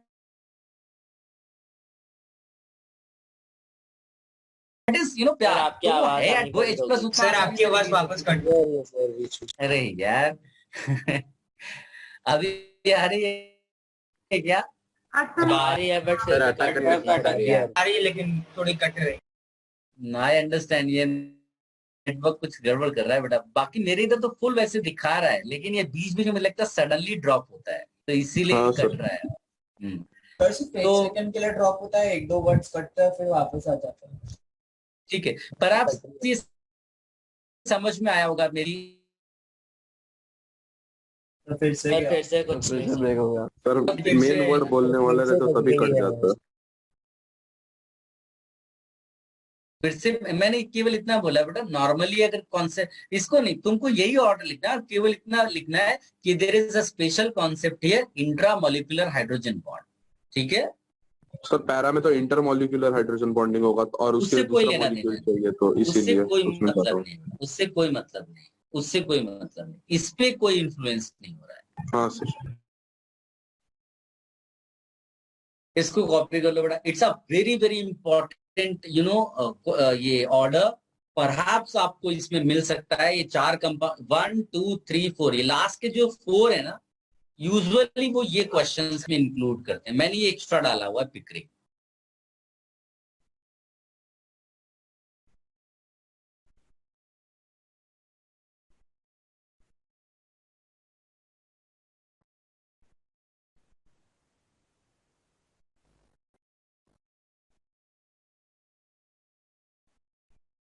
गाइस, ये एक स्पेशल एग्जांपल है, इसका स्पेशल नाम दिया गया picric acid. Although it's a category of phenol, but इसमें इतने अच्छे इलेक्ट्रॉन विड्रॉइंग ग्रुप लगे हैं कि इसके एसिडिक स्ट्रेंथ एक एसिटिक एसिड कार्बोक्सिलिक एसिड से भी ज्यादा होगी। ये आवाज आई मेरी?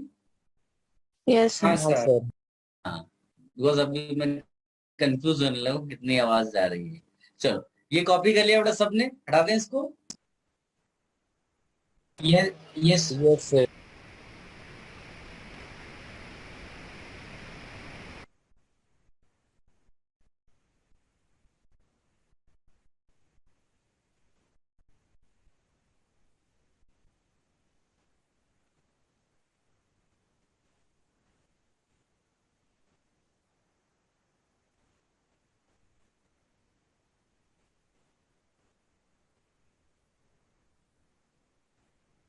There are few text books जिनमें इसका ऑर्डर अनफॉर्चुनेटली गलत मिलता है, बट एग्जाम्स में आ चुका है क्वेश्चन ये, और इस तरह का भी आपको क्वेश्चन हो सकता है मिल जाए.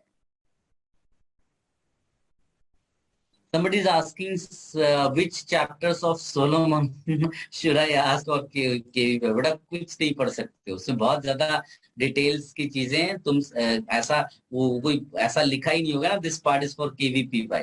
वो एक जितनी भी बुक्स वो हैं, सोलोमन हो गए है, फिनार हो गया, these books are for teachers actually. But फिर भी जब रेगुलर क्लासेस होती हैं तो इतने नंबर ऑफ लेक्चर्स होते हैं, बीच बीच में हम आपको खुद बोलते हैं कि you can study this part from this book. ठीक है, ओके. इसको हटा दे बेटा, सामने जो लिखा हुआ है. जी सर.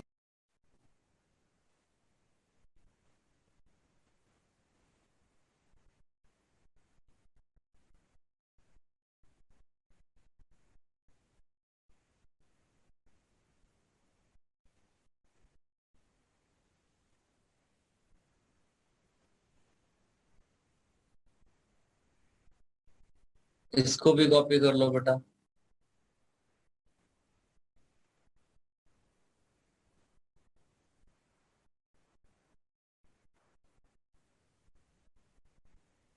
सर सब पोजीशंस पर वो CH3 अटैच्ड है ना, ऑर्थो पैराबोल में. ओके. यस बेटा.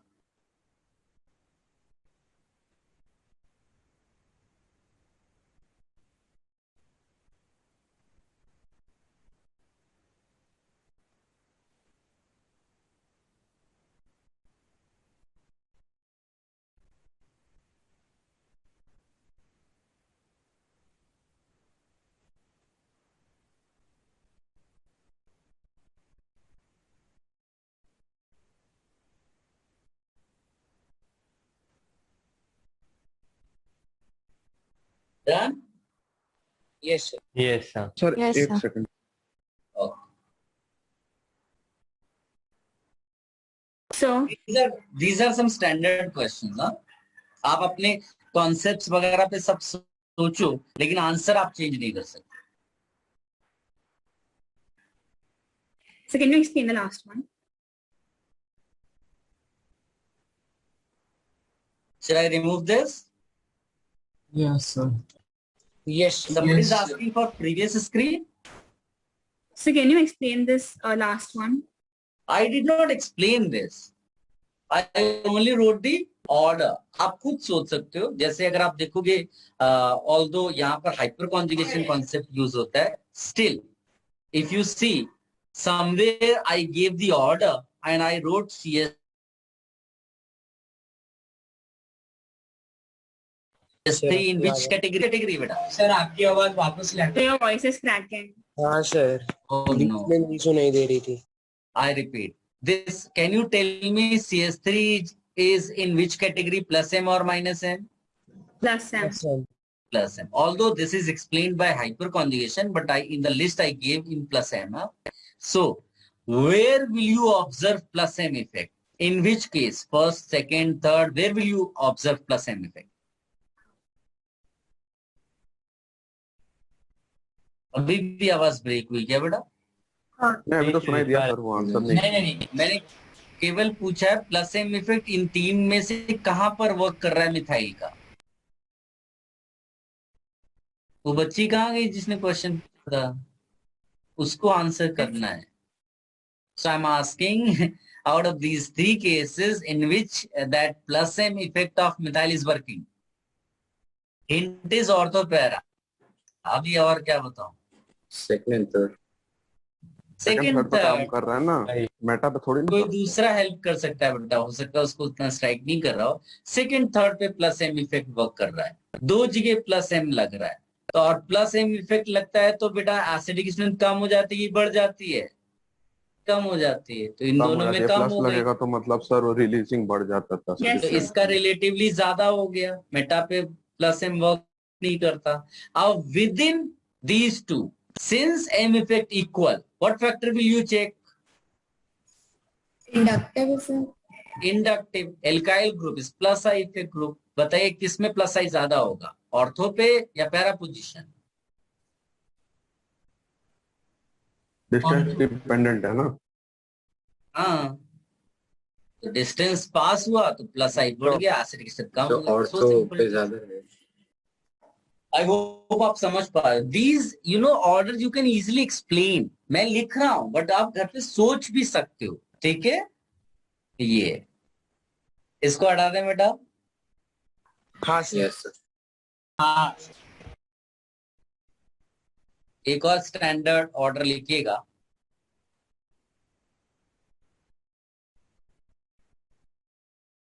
ये भी एग्जाम में बहुत पूछा गया है।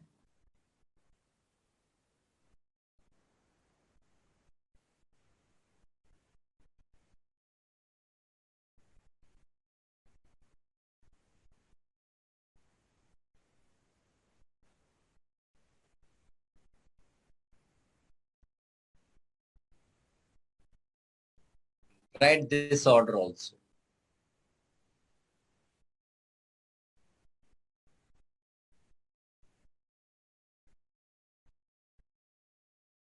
एक और ऑर्डर दूंगा, मतलब बड़ा ऑर्डर होगा, उसके बाद फिर आप रेस्ट करिएगा। बड़ा सा ऑर्डर है, उस पर काफी टाइम जाएगा। इसको हटा दें बेटा। यस सर, हो गया। Yes, sir. 1 minute sir, 1 minute। Okay बेटा। सर तो ठीक अभी है। के लिए हम जो एक्सप्लेनेशन है इस ट्रेंड के बीच में, इस ट्रेंड को एक्सप्लेन करने वाला जो एक्सप्लेनेशन है वो अभी उस पर उतना ज्यादा नहीं देना अटेंशन। नहीं नहीं, यू कैन थिंक अबाउट हाँ explanations, मैंने ऑलरेडी दिया हुआ है। You can think about inductive effect, you can think about resonance, and if you get answer it's okay. Otherwise ये ध्यान रखना कि हाँ इस ऑर्डर, इस वाले के केस में कौन पहले आता है, ठीक है बेटा? Okay sir.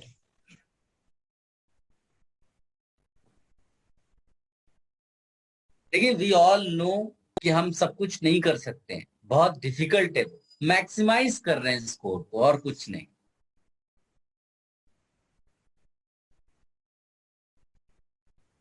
Should I remove this now? Yes, sir. Yes sir. There is one category called benzoic acid. So I am going to give you all benzoic acids which they can ask.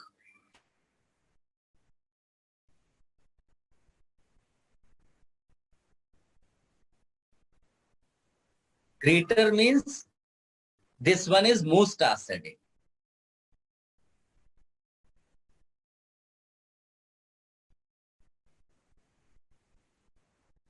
याद रखने का style भी बताऊंगा थोड़ा बहुत, हाँ, जुगाड़।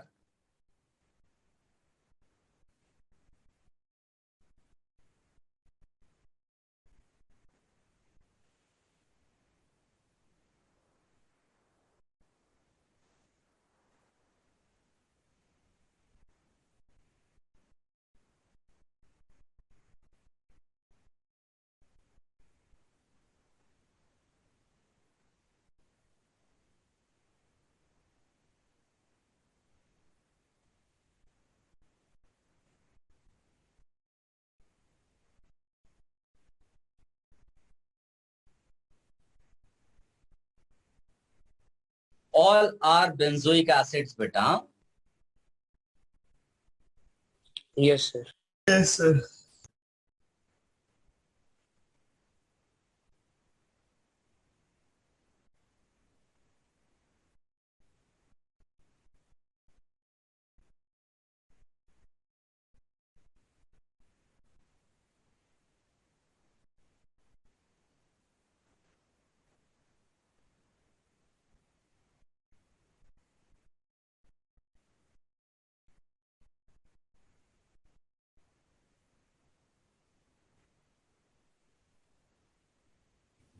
ये कितना बड़ा है सर ये There आगे are many, कितना लंबा है? एक second, there are many, but मैंने शॉर्ट कर दिया उसको, हटा दिए ग्रुप से, सर ठीक ये है। तो बहुत अब आप ध्यान से सुनो, मैं रेड से सर्कल कर रहा हूं। This is this one, then this one. Can you tell me the common part of this? ऐसी क्या चीज है, मैं क्यों सर्कल कर रहा हूँ इनको? Position Yes. अब ऑर्थो पे है। ना, अब आप ध्यान से देखो, this is the actual benzoic acid, can you see? हाँ sir. What conclusion you can draw from this order? This is an experimental order. What conclusion you can draw? There are, almost all ortho substituted benzoic acids more acidic than benzoic. Can I say this? हाँ sir, actual benzoic से ortho position वाले ज्यादा मुझसे। ये आपको याद रखना है।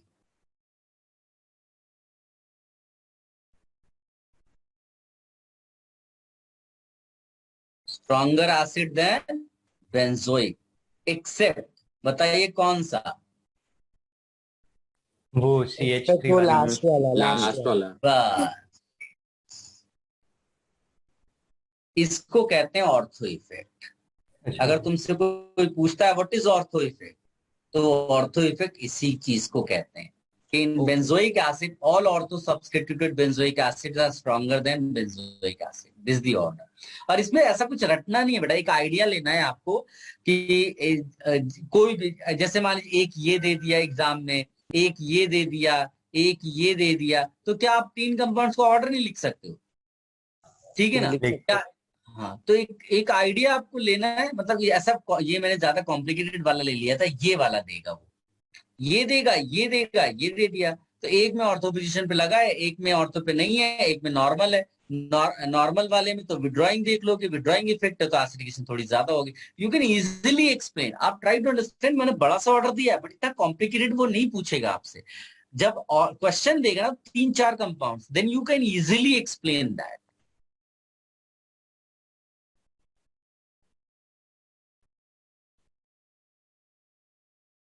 इसको कॉपी कर लो बेटा, और फिर आज के लिए बहुत ज्यादा हो गया, अब आप रेस्ट करो और इसको रिवाइज करना, ठीक है बेटा?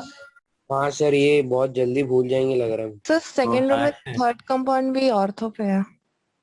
इसमें ना बेटा, इसको चाहे तो हटा भी दो, कंफ्यूज कर सकता है तुम्हें। इसे सेकंड रो में, सेकंड रो में CH3 में, सेकंड रो में। वो CH3 सर ये थर्ड वाला लेफ्ट से, तीसरा वाला, ये वाला ना? हाँ यस सर। हाँ, ये भी ortho,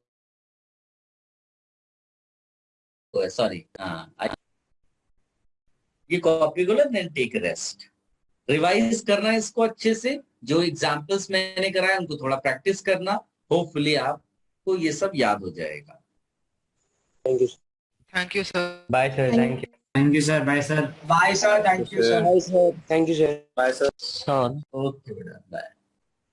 sir, can you please read out what you've written after stronger, like all O substituted benzoic Stronger acid? than benzoic acid. Stronger Okay, than sir. benzoic acid, except this example.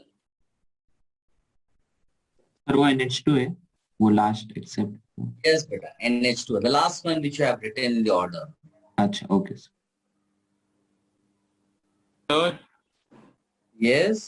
sir, can you explain in short why resonance or mesomeric effect doesn't affect the meta position? Resonance, because when you write resonating structures now, then the electrons do not, go to meta position. They always move to either ortho position or para position. That is why meta remains unaffected. Okay, sir. Thank you, But sir. you need to read once, huh? But that electron delocalization which takes place, it doesn't like affect the meta position. That's what it is, right? Yes, delocalization. Yes, perfect. Beta. Okay. If somebody is asking for the sheet, I will give. ठीक है? Bye. Okay, beta. Bye.